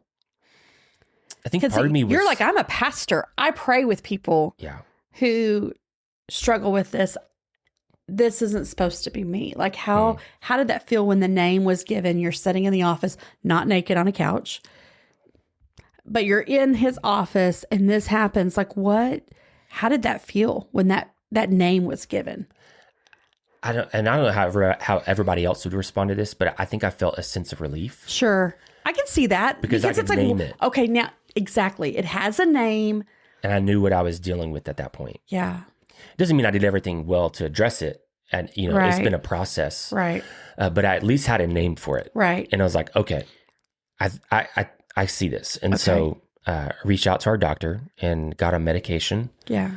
Because what I wanted was Is that what your counselor was like? Hey, this might be a good idea to get some. For sure. Yeah. And he's very holistic in a way of like, hey, this isn't something. This is to take the edge off. This is not going to solve all your problems. Right.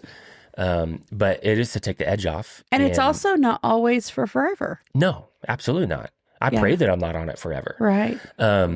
But so I started taking medication, and I was on that for a little while, and then I went and saw a Christian psychiatrist who helps you manage your medications. Okay. And so we'd made some adjustments, right, to my medication, and found out in the middle of that, and this is going to be a shocker to you, but he diagnosed me with ADD.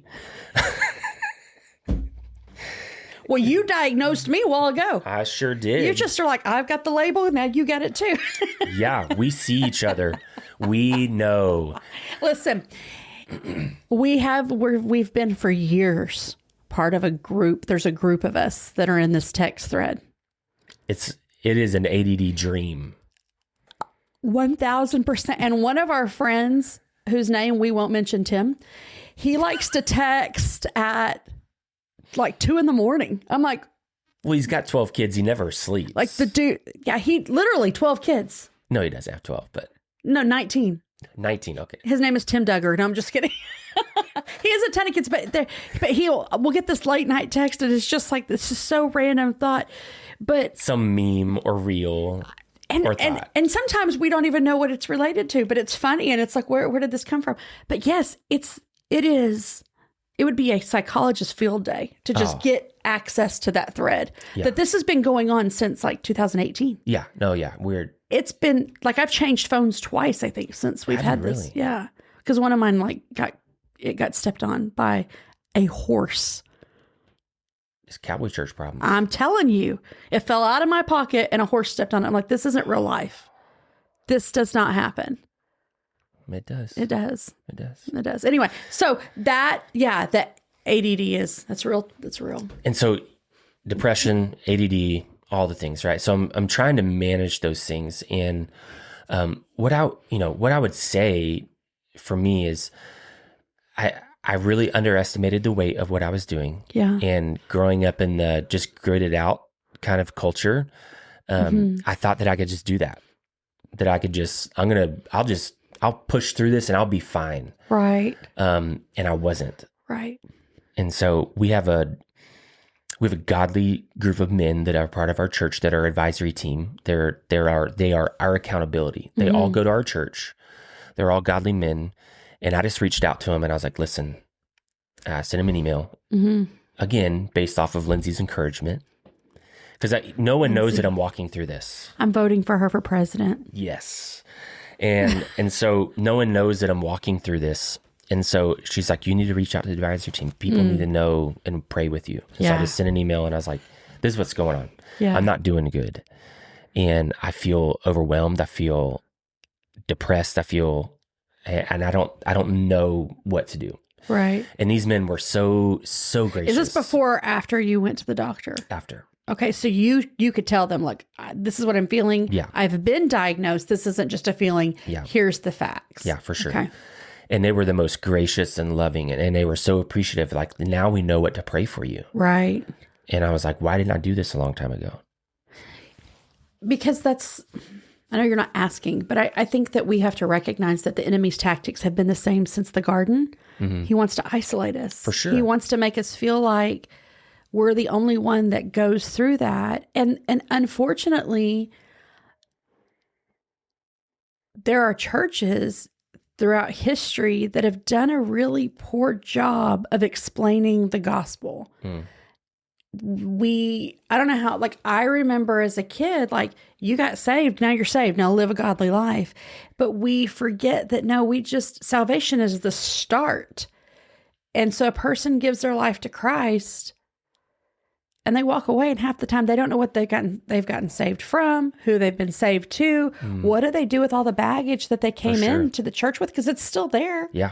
I'm still an addict. I'm still angry. I'm still having marriage problems. I still don't know what to do with my kids. I still,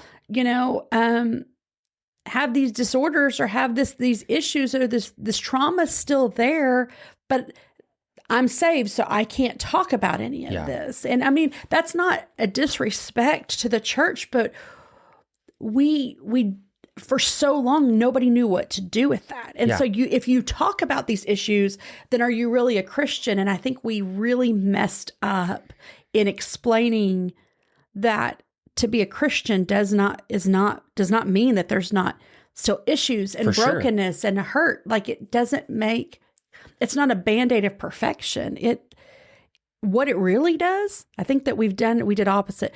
What it means to get saved is, it exposes stuff for healing, not hides it. Absolutely. And we wanted to hide it. Yeah, for sure. And so for a pastor, I'm just imagining, like, growing up where it's like, well, give it to the Lord. You shouldn't have this. Give it to the Lord. And then it's like, here I am. I'm leading this church. I'm leading this family. And I have this stuff. And this is so counterculture to everything I've ever known. What do I do? So I can see going to your board, or not your board, but your advisory board, and to say, here it is, and having that place in the back of your mind, how are they going to respond? How are they going to accept? And are they going to accept me as their leader still? Because now I'm flawed. Even though you knew you were, you know what I'm saying? But are they going to respect me as their pastor if I'm honest about the brokenness? For sure. And they were the exact opposite of what you're talking about. Yeah. They were so gracious. And, I think, Paul writes about boasting in his weakness. And that's probably one of the least lived out parts of the scripture, I think, in the Christian world, at least in the modern Christian world, because we want to project strength and I'm a strong leader because there is something that people like a strong leader. That's why we have so many narcissistic pastors, because we think, hey, they're strong. they know what they're doing. I'm gonna go for it. Right. And that is the exact opposite of what Paul is. Like, God gave me this thorn in my flesh. So I'm not going to boast in anything that I do. I'm going to boast in my weakness, if anything. Right. Because he's strong. Exactly. Yeah.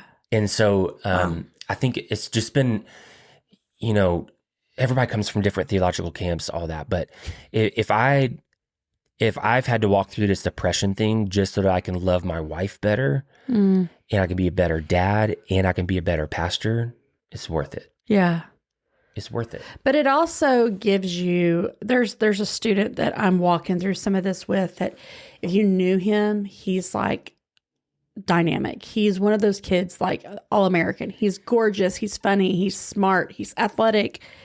And like Phil and I would lay our life down for this kid, love him with our whole heart. And he's dealing with some anxiety stuff. And he said the other day, it was so profound. He said, and I don't want to say his name, but he said, I used to look at people that dealt with this as like, get it together, man. What's wrong with you? Like, he said, I have absolutely nothing to be anxious about. My life is good. Yeah. So why am I dealing with this? And he said, if I'm honest, the Lord has given me such a compassion for people. And I'm like, that is a gift. That's a gift that in the things that we go through, it allows us to love people better. Absolutely.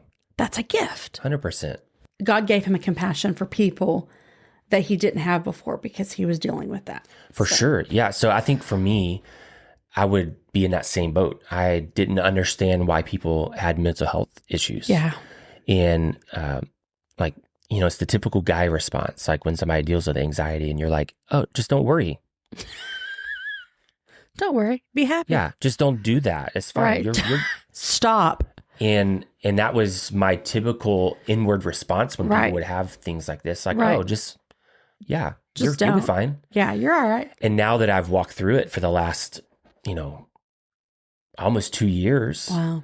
that it's like, gosh, what a jerk I was to think that I could just say, just get over it. And so something that I wanted to go back to and just clarify.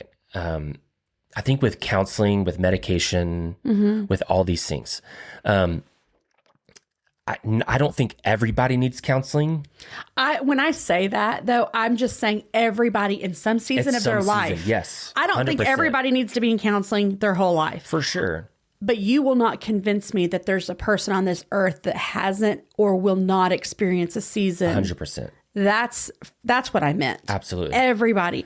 And if somebody says, I've never needed counseling, they probably need it the most. Yeah, because they're in denial. For sure. So I think, you know, if you're walking through really difficult Thank you for clarifying that. Everybody's like, all of a sudden, every counselor's booked for here on exactly. out. No. We have a shortage of counselors.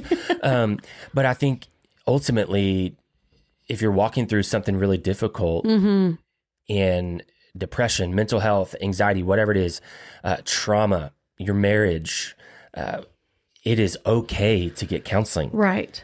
And my only encouragement would be is that it should be a biblical Christian counselor. Absolutely. Which I think if you're involved in a good church, start with your pastor to say, what do you recommend? Yeah, that's a good point. There's a lot of, and like, your pastors aren't all counselors. They're not, pastors usually aren't counselors, right? No, we're not counselors. They are shepherds. There's a difference. And so I think that we put sometimes this stuff on the church. And I know, like, somebody's having marriage problems, they go to their pastors. That's fantastic. Yeah. But then there's a point sometime that you got to say, okay, who do you recommend me going to see? And I know that there are churches that have counseling services. They have on-staff counselors. We always used counselors in the area that we knew of, like in the Montgomery, Harris County. There's some great people that I'll send people to. Yeah. I've got like a whole list. Yeah, we do too. Yeah. And just to clarify, what I mean is a licensed counselor with a biblical perspective. Yes. Because there are some people that say, well, I'm a counselor, but they've not done the training and the work. And so, and I'm not saying there's not value. There's value in what they There's can a bring. difference between a life coach and a counselor. Exactly. Yeah. So just that would be my encouragement. But yeah. I think for me, David in the Psalms is one of the most beautiful things that he does. Yeah. His Psalms of lament are some of those beautiful passages in all the it's like scriptures. this, and you see that he has highs and lows, Oh, yeah. just like us. Absolutely. It's like, why have you forgotten me, God? Right. He's like But a middle school I will girl. honor you and worship you. And you're like, what? What are you What are you on? Did doing? you eat some plant you didn't know about? I don't know what they have in the Middle East, but maybe you ate something. So Calm down, David. Calm down. So, Psalm chapter 6, this has been a help for me. But he just says this. He says, Lord, do not rebuke me in your anger. Do not discipline me in your wrath. Be gracious to me, Lord, for I am weak. Heal me, Lord, for my bones are shaking. He's in so much torment, so much suffering. He said, my bones are shaking. My whole being is shaking with terror. And you, Lord, how long? Like, how long am I going to have to shake with terror and suffering and just worry and pain? Right. And he says, turn, Lord, rescue me. Save me because of your faithful love. For there is no remembrance of you in death. Who can thank you in Sheol? I am weary from my groaning. With my tears, I dampen my bed.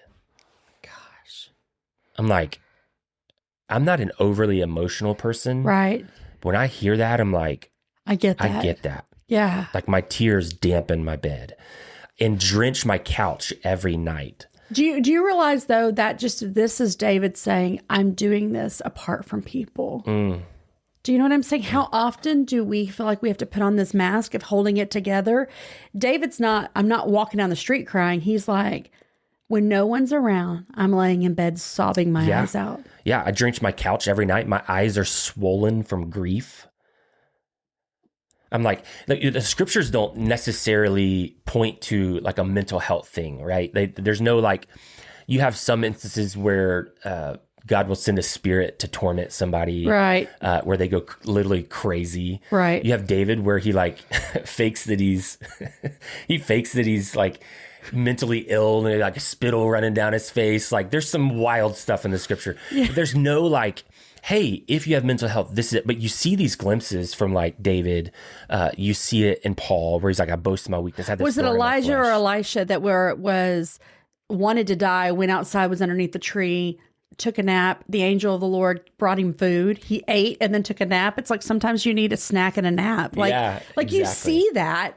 And just because there wasn't a label of this is mental health, you see it threaded through scripture. It's all throughout. And, you know, so I think for me, knowing, I had a pastor friend of mine, a pastor mentor of mine. I was sharing with him, like, I'm struggling. And this is pretty early on. And he goes, well, let's just talk about your life. Like, what do you have going on? And I was like, well, I've got, you know, me and Lindsay been married, you know, we've been married 15 years. And then, we got 4 kids. They're in these ages. They're, you know, sports or church or whatever. And, we're in financial stress, because I didn't get a raise.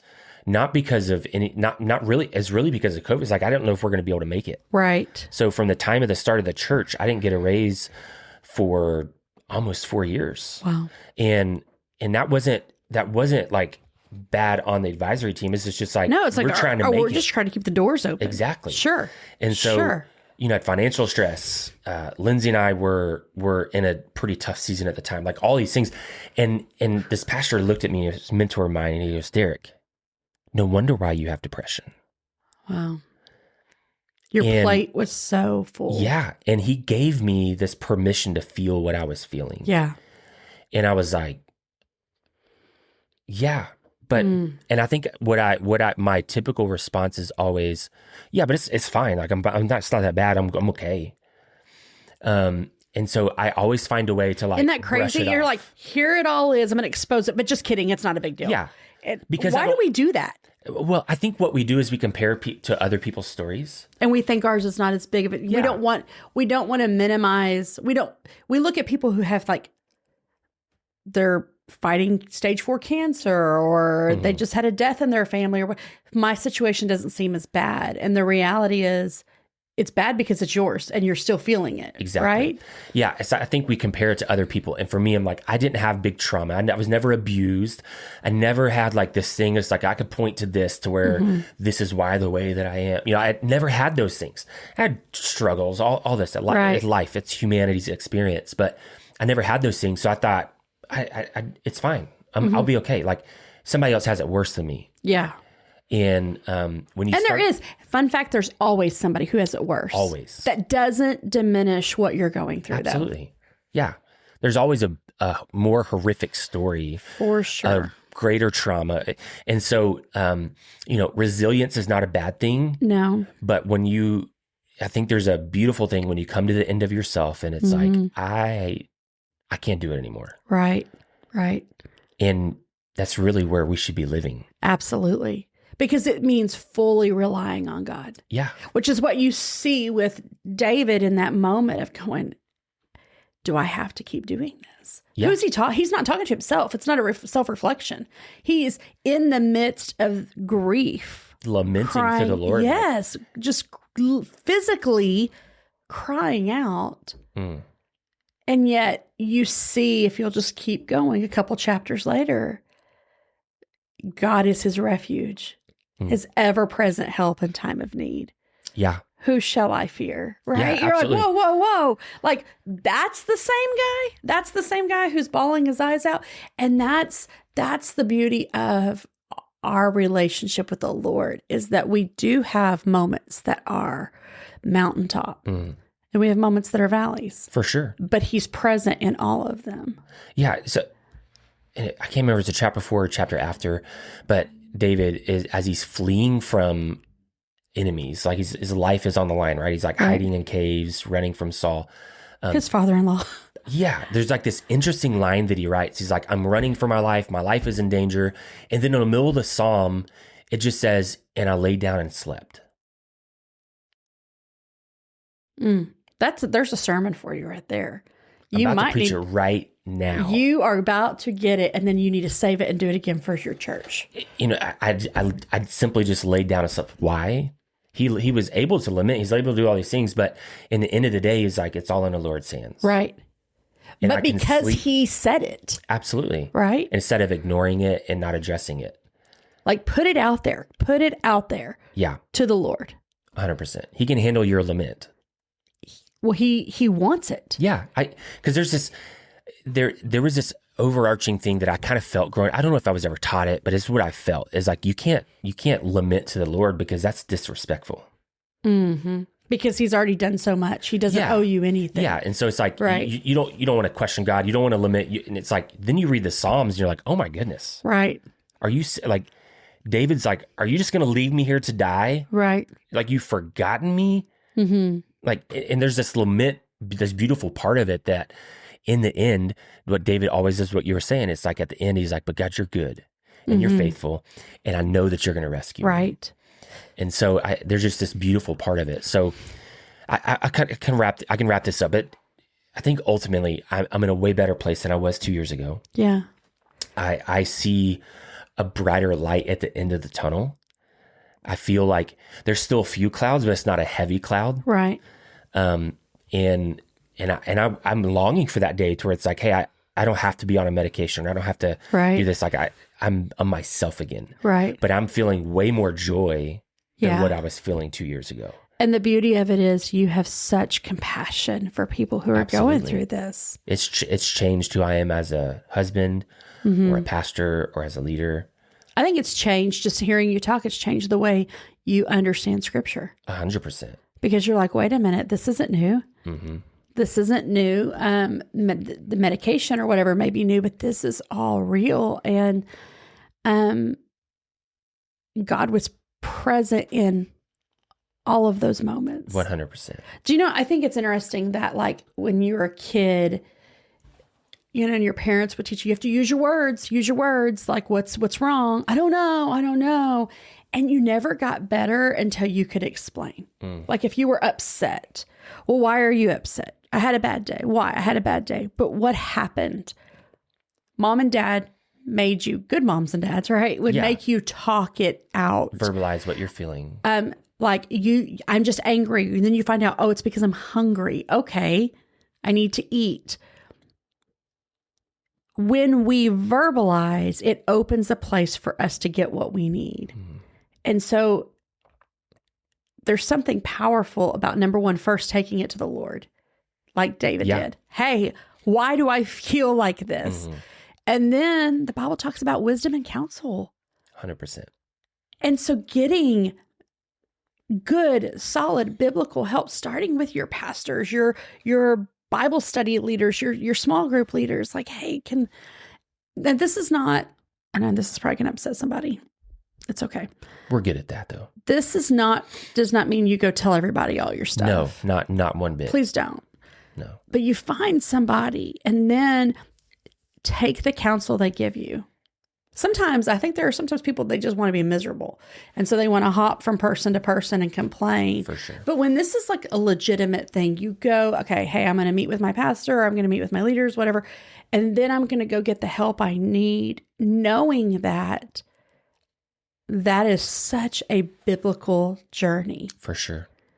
And that God's with you through the whole thing. Yeah. But also look at how it changes the way you view other people.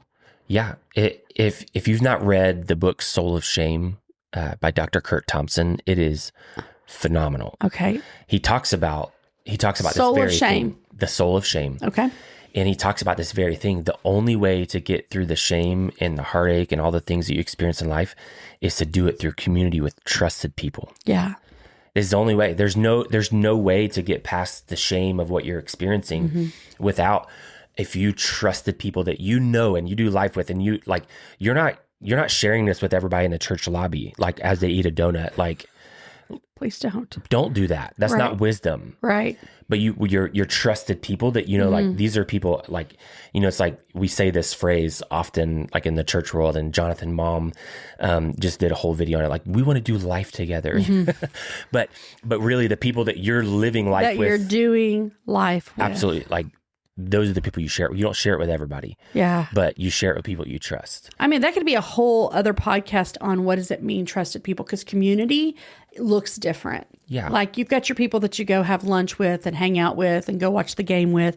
But when it comes to growing in your relationship with God, those people that are around you, doesn't mean that you can go to the game with them, you can do all that stuff, but you've got to be comfortable with them calling you on your stuff. Absolutely. And challenging you in the things that you need to be challenged, because if you're not growing. Exactly. And if we're honest, we don't all like to be challenged. I do not. We don't like people when we've got an opinion or a feeling, and our feeling can be very justified, but justified feelings don't mean they're right.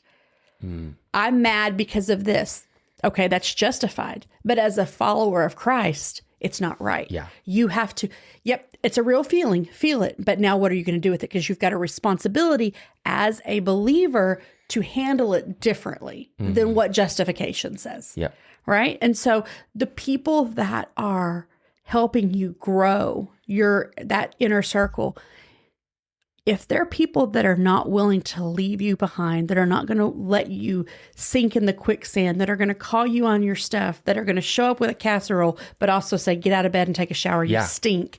Those are the people that you need to be talking to. Absolutely. And if you don't have those people, and the people that in your circle don't look like that, change your circle. Yeah, you need those people for sure. You have to have those people. And I think the hard part sometimes about ministry is it can be a lonely thing.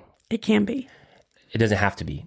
I would say designed that way. in this time of life we're living in, a fully devoted follower of Jesus, it can be lonely because culture. Everybody's busy. Everybody's busy, but also there's churches on every corner with people who are not radically running after Christ. For sure. And there's people in your church that are not radically running after Christ, that will justify their life looking the same as the rest of the world. It's check of the box. Yeah. And it can be so lonely. And I look at you and Lindsay. So our daughter is actively involved in your church, and the way you guys have pastored and mentored her in seasons that she's gone through, it's just like that. And it's not because of who her parents are. It's because of who she is and who y'all are. Lady, yeah. And like, us aside, like the way you guys have loved her through things. I mean, it's like, we need community. Have to have it. I hear her on the phone yesterday, the day before. Yesterday. Yeah. And I hear her and then I hear this little giggle, and she's never home. Right. But, I hear her, this little giggle, and then she gets into this deep conversation, and I'm like, who is she talking to? She was talked forever. So she comes in and she's about to leave. And I was like, talking to her. She's like, oh, I was talking to Lindsay. On a Sunday afternoon, after you guys have had church, you have your kids, your wife called her to check on her because she cared about where she was at. For sure.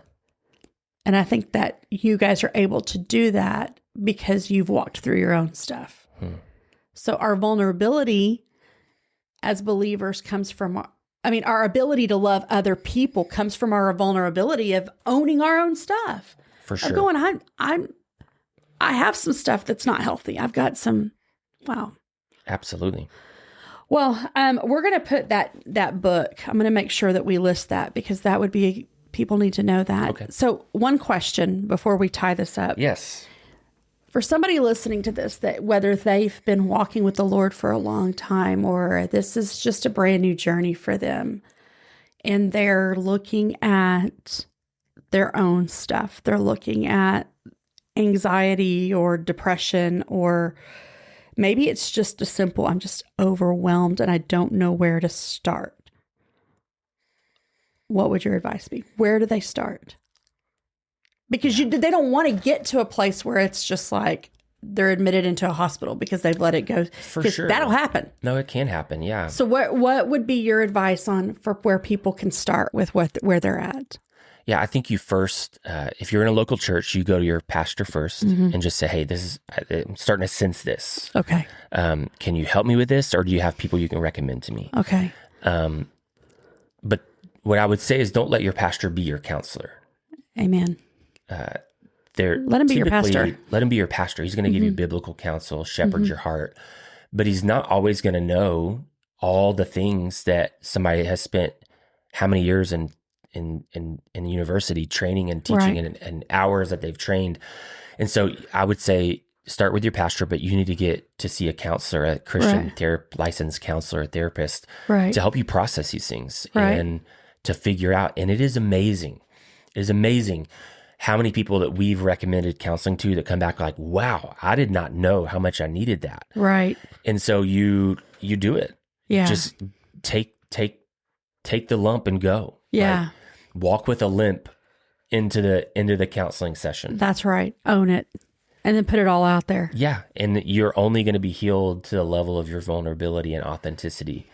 But you still don't have to get naked on the couch. No. Not physically. No, but here's the thing. Like, I know we're closing, but we're pastors. We're bad at closing. What I was really good at is what's called vulnerability. What is that? I'm vulnerable enough to where it seems like I'm really being vulnerable, but I'm not really being vulnerable. Like fake. Okay. Vulnerability. I can be vulnerable enough to where people are like, oh, he's so authentic. Right. But I'm not really being truly authentic. Wow. Leave it, go to your counselor, lay it all out there. This is what I'm feeling. This is what I'm walking through. And I feel like I'm a mess. Yeah. Yeah. Wow. That's good. That's good. Thank you. Yeah. Thank you. Like I would love to revisit this conversation down the road. Let's do it. I mean, I would like to talk to you about other things too. Yeah. But I think that this is something down the road because I think people are going to go, well, where is he at today with it? For sure. Because that's the beautiful thing about God is it's a journey. Mm-hmm. And much like David, because of your heart for the Lord, there's highs and lows, ebbs and flows, right? For sure, yeah. And it's a beautiful thing, but it's recognizing that you need what you need and getting the help that you need in that process. And you need a godly wife that'll be willing to speak that to you. Yeah. If you're a man, you need a godly wife. That would be helpful. Yes. Yes. And if you're like, well, I've been waiting on that, that's surround yourself with the right friends. Yeah. Yeah. All right. Thank you, Derrick, for being here. You guys stick around for the extra shot.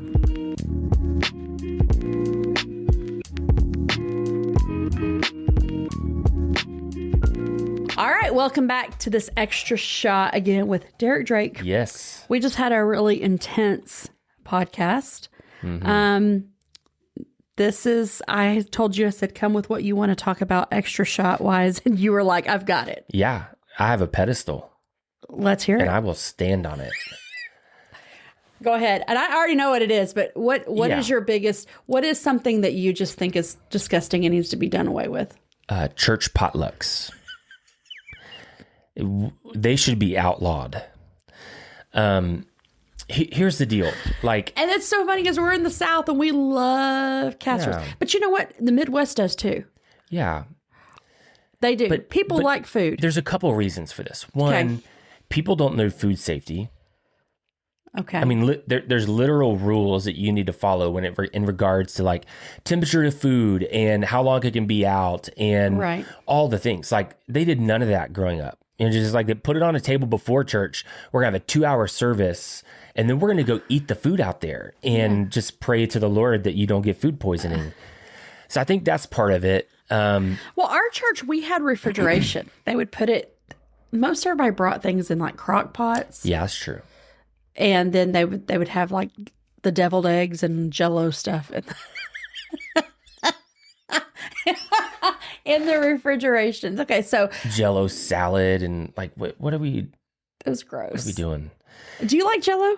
I love Jell-O, but don't It's put a bunch of texture. stuff in it's it. like flavored phlegm. Yeah, It's, I mean, don't like. you You're go like, to yes. I Luby's, like. even as an adult, if I was to go to Luby's, I'm like, give me the Jell-O. Did you get the one that's the multicolor, the red, white, and blue one?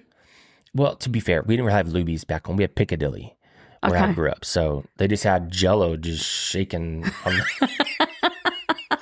Okay, so it's texture thing for me. I don't love it. Yeah, so I think one, people don't know food safety, and I married into a restaurant family, so we're very cognizant of like, hey, how long has it been out? What's the temperature? What's the date? You know, because like there's a generational thing too, to where it's like for older generations, like best by dates are kind of suggestions. Oh no, sir. You know what I mean? Like, No, sir. you ever been to your grandparents' house and it's like this Yes. ketchup expired 5 years ago. This ketchup expired the year I was born. Yeah, and it's Why like, do we oh, have it's it? fine. We don't need to get rid of that. And you're like, Yeah. So I think food safety. 2, everyone thinks that their meal is like the best meal. I've never been to a church potluck and somebody not say, this is the best cornbread you will ever taste in your mouth, in your life. And you're like, you're a liar. It just sucked all the moisture out of my body and I can't swallow it. Yeah. And so everybody's thing is always the best, right? Why do you think that is? Do you think it's because their spouse tells them, baby, this is great.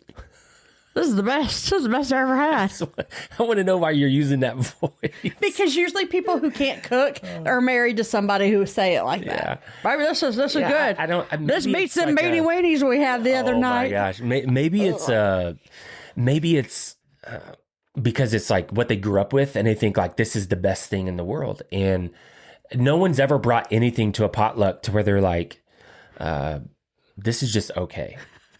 You know what I mean? Like, I made my We had these okayest ingredients casserole and for I you. didn't. Okay, can I tell you the gross? This makes my throat up. The grossest casserole that I have seen over years. Like it's not just this one lady had it. Every church potluck I've ever been to, they've had this, and it's either a chicken or tuna, but it has peas and it has Doritos on top. Have you know what I'm talking about? It's a casserole. I won't eat it. I'm not a pea fan. I like peas, but I hate tuna. Tuna makes me grossed out. But chicken or tuna, I don't know what it is, but it's got peas and like a cream of mushroom sauce or something, and then crumbled Doritos. It's like, did you just say what's in the pantry? Put it in the pan. 100%. And somebody was like, that needs to go in the cookbook. And then across the nation. It's not good. No, I wouldn't eat those things. I mean, people bring things and are like, oh, this is cracked chicken. Or, and you're like, what am I eating? What literally am I eating? And so, yeah, I just think everybody thinks their deal is the best. And it usually is not. I do that though. Do you know that? Because I love to cook and I'm like, oh, this is good. Yeah, but you're a great cook. We've been to dinner at your house. It's phenomenal. But what if I'm that person and I'm like, oh. I would tell you because I love you and you're a friend. Like Amber, if you It's cracked out chicken. It's not even good. Just don't make the cheesecake because it's awful. But yours is incredible. It's the best cheesecake I've ever had. And I'm not lying when I say that. Thank you. I have dreams about that cheesecake. And so I think that's the thing. Two, that was the second thing. So the first thing was food safety. Second thing was everybody thinks their thing is the best. Everybody. And then third, can we address animals in the house and cooking and bringing things to the church? Okay, so we have a dog. Yeah. But when our dog is old and when and she's too old to even try to get on a counter, but she's too big. She's just old and dumb. But like when we're cooking and stuff, she's not in the kitchen. Yeah. You know, she's just, but also like if you have a house, this is just, we're not telling you not to have animals. We're not telling you not to love animals. But if you have a house where there's animals, before you cook, here's some tips. Pull your hair up. Pull it up. For the sake of everybody. For the sake of all humanity. For generations to come who may not have been in the kitchen when you pull your hair up. Number 2, wash your hands. Yeah, that's a good practice when you're cooking. Lots. Number 3, roll up your sleeves or put on a short sleeve shirt. Why? Because when you pulled your hair up, it had been on your sleeves and there's probably pieces of hair or other things that your arms have touched in the process. And now it's just get rid of the sleeves. Yeah. Like you ever seen the picture of like somebody cooking something and their cat's like on the counter? Mm-hmm. Yep. I've seen it and like I saw one where the cat's tail was in the pie crust. Oh my gosh. And I'm just like, and you know, that person brought it anyways. They didn't have an issue with the fact that their cat was sitting on the counter next to them. Yeah, they brought it. That's normal. You just, a little cat hair in your mouth, it's fine. I think that it does, whether you have animals or not, when you're going to cook, before you pull anything out of your refrigerator, your pantry, sterilize your counters. Well, I cleaned them after I washed dishes, yes, but is there other people living in your house? Have they walked through your kitchen? Have they touched your counters? Clean them. Yeah. You can have the oldest kitchen in the world. It can still be clean. Yeah. Here's the thought that really messes with me. Because I didn't pay a lot of attention to this kind of thing until I married into a restaurant family. Because I was just like, yeah, it's food, it's fine, whatever, you know. And now that I'm more aware, my fear is this: is that old sister Jenny, who brought the pot of greens, she washed them in her bathtub. Because their sink wasn't big enough. Like that's like one of my fears. It's like, how do you know what their process is to what they're doing? That's disgusting. Isn't it? It's so disgusting. Well, okay, here's the weird thing, because I'm real grossed out by things. You think about the original way of making wine, they stomped it. Have you ever thought about that? Yeah. I've seen, I've in Israel, in Nazareth, they have an old wine press that, you know, it's like this little dugout of the rock, the quarry, and it has this little spout at the end where they would step on it and the wine would, like, yeah, that's. Do you remember that video where if you don't, I'm going to send it to you. I'm going to find it. It was like a news lady and she was at a wine festival and she was trying to outstomp the other person and she fell and knocked the wind out of her. She was like, oh, have you seen it? No, I've not. Oh, it's the funniest thing in the world. I've seen I Love Lucy where they do the wine stomping. But it's the idea that somebody's feet touched it. To me, I'm like, why are we okay with this? It's strange. It's gross. I don't even like to look at people's feet. No. So, yeah. No. Yeah, so I just think potlucks in general. Okay, so let's take it to the next level. Potlucks. What about when, I think there's something so beautiful about people coming together at the church and having food. And how do you get around that if you're anti-potlucks? Like, what do? You cater. Call a restaurant. And not like, it's got to be a clean restaurant. But, okay, so, which is very few and far between if we're honest, that potluck, people bring what they have. Everybody has something they bring to the table. It goes back to Acts chapter 2. They took what they had and they broke bread and they shared from house to house. It's a beautiful thing. Yeah. So how do you justify that on budget? You just say everybody bring some money? Is that what you say? You know, church is just I'm gonna not saying I have all the answers here, Amber. I'm just saying we should probably not potluck this thing anymore. So I will tell you what I did when I was in high school. We got a new women's ministry director at our church, and they had a potluck. And I've never been in a restaurant family. I've been in a ministry family my whole life. And I get freaked out. I get freaked out when people cook and they taste it and they put the spoon back in. Oh, gosh. For my own family. If I taste it, the spoon goes in the dishwasher and I get another one. It's my family. I don't want to eat something that my spoon came out of my mouth and went back in while I just am such a freak. It's a fresh spoon every time you taste it. Every time. I use all the silverware in the house sometimes. Like it's like Thanksgiving, I have to run the dishwasher just to get silverware. Absolutely. Because I'm tasting things. I was in Israel on a Holy Land tour. Okay. And we're at a hotel and there's a buffet. Yes. So you're eating at the buffet, right? You're just like, that's typical of what you eat there. Mm. So this group of people walk in from another country and walks up to the soup. I'm watching this guy because like something's about to happen. Mm-mm. So he walks up to the, like they have the soup containers that sit inside the counter. Yeah. And so he lifts it up and he looks at it and puts it back in there. I didn't say anything. How did you not say anything? I just knew I wasn't going to eat the soup. Oh.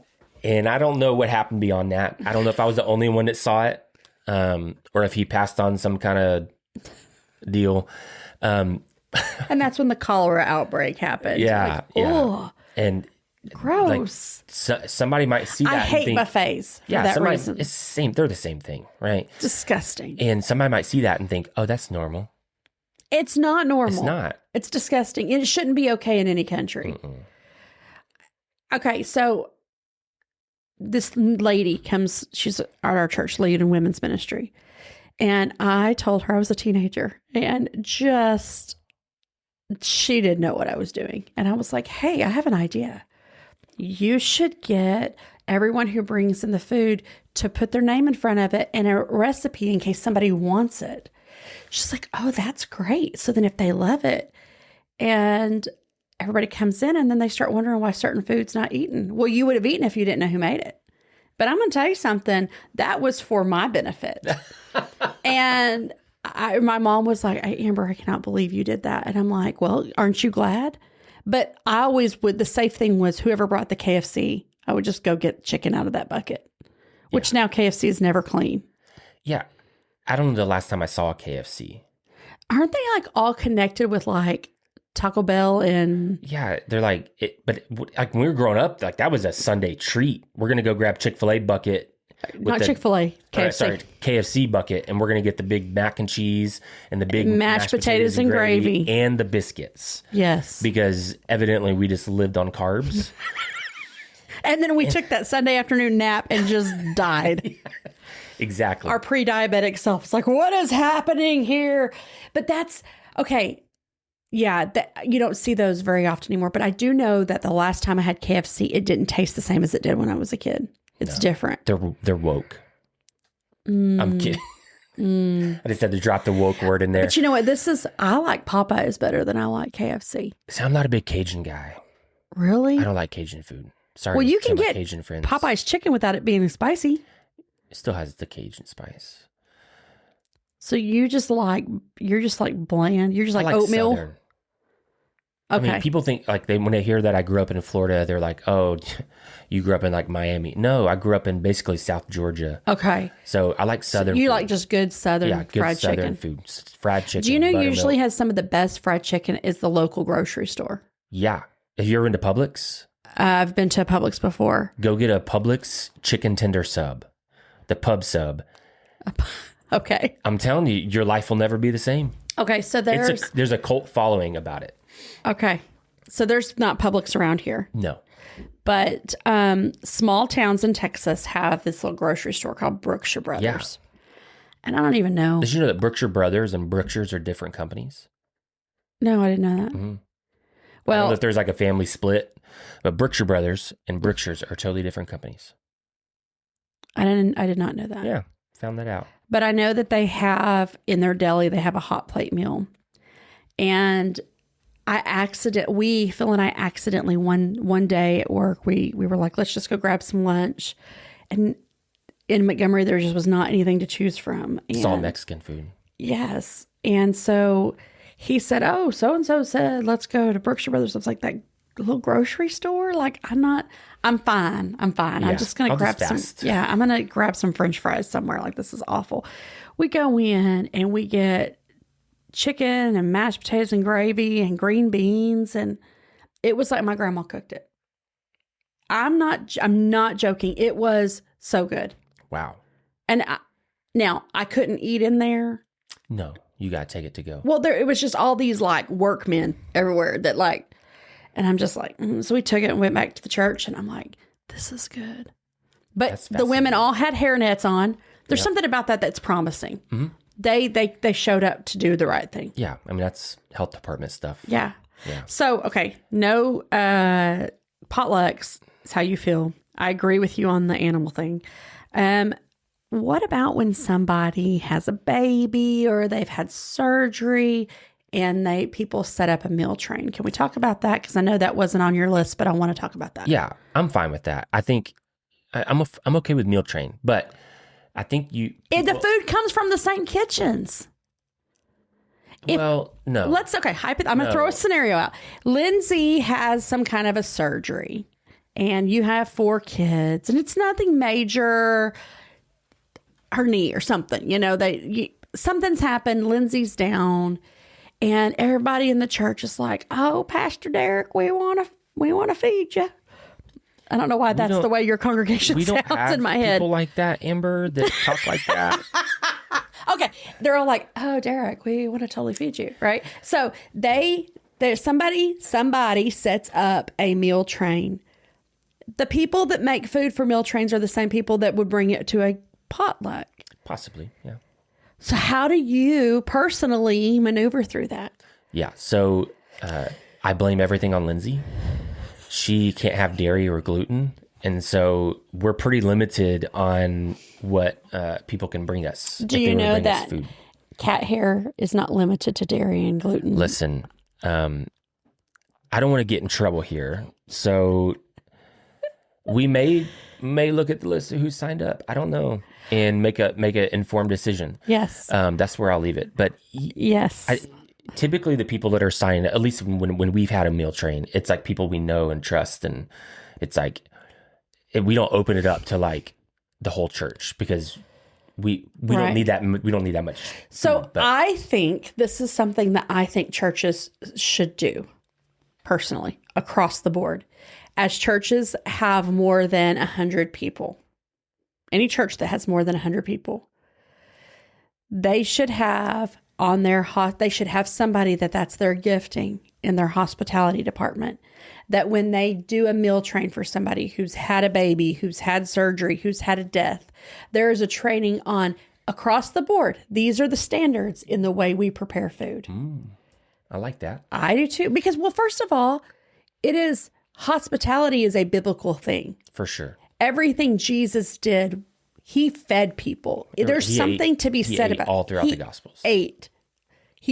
All of it, right? That's my man. So let's make it a normal practice to have some little Southern mama who's like, all right, here's how we're going to do it. Yeah.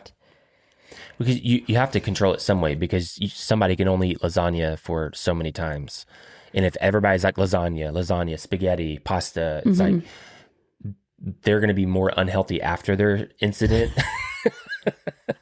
How'd they die? It wasn't the surgery. It was the surgery food. was great. It's that their gallbladder couldn't take it. There was a season where these little places popped up. I don't know if you guys ever saw them, but you go and they're ready meals, casseroles or whatever. Yeah, like your cracked chicken or whatever. You could get all that chicken. What you said. They brought cracked chicken to the thing. Yeah, they bring it and you just put it in the oven. And I think there's something super valuable about that, because oftentimes, like you go to when somebody's been sick or they've died, people bring so much food. It's so nice to have something that goes in the freezer. Yeah. Or unpopular opinion, are you ready? Mm-hmm. Gift card. Yeah, I think gift cards are a great They're option. the best things ever. Buy them a gift card to DoorDash or... Yes.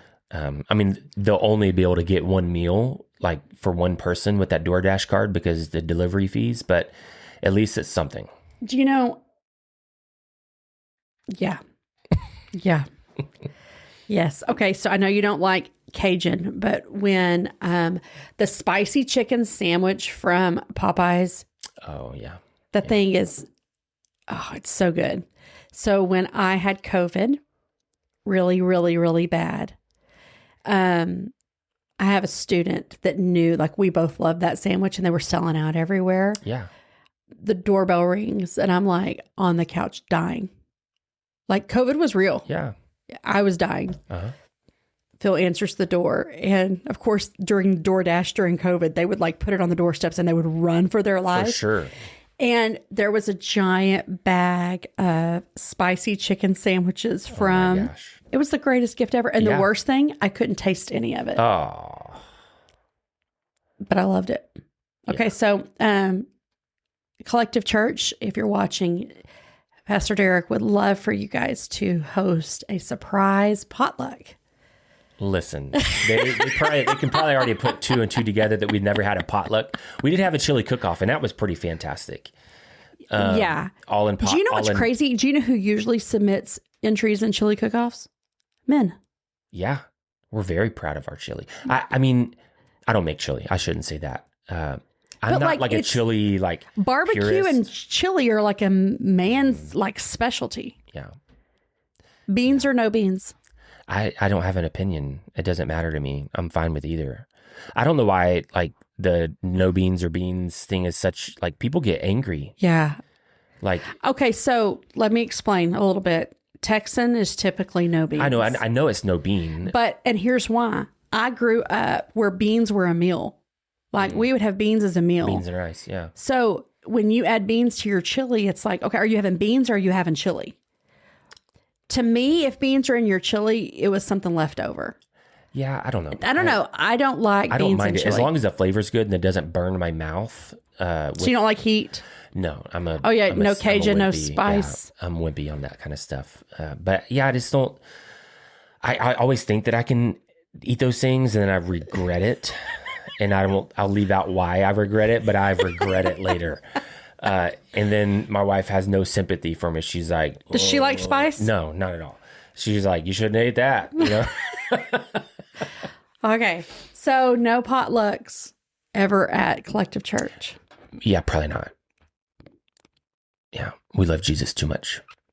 Oh, wow. My grandma would be rolling over in her grave right now. She just did. She just did a somersault.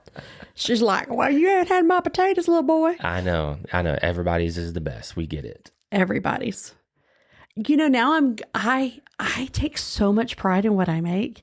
Now I'm going to You're be gonna be paranoid. self-conscious. I know all the time I'm going to be like, they're like, is it good? I mean, it's okay. Just Is this try the best? it. I don't know. just you tell me. You just tell me what you 1 to 10. Rate it now. Tell me what you think. Yeah. Here's the thing. The good thing about taking away potlucks is you no longer judge the old ladies in the church of like who has the best meal. But you know what? Those old ladies, I will, if I'm driving and I see a church that's having like a church bazaar, what they used to call them, or like a sale. It's a good name for it. I don't know why it's called bazaar, but that's what it was called.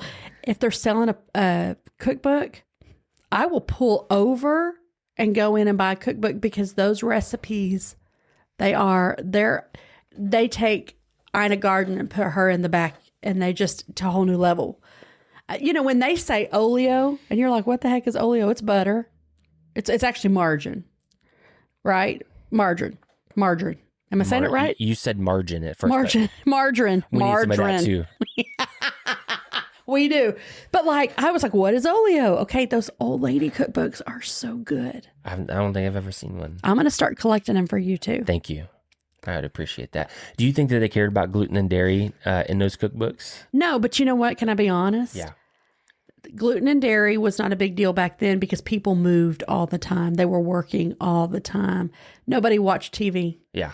Nobody was sitting on their butt. If they were playing cards with their friends. Like the world was different. Sure. work meant active. It had nothing to do with sitting. I think that just it was, and portions were smaller. True.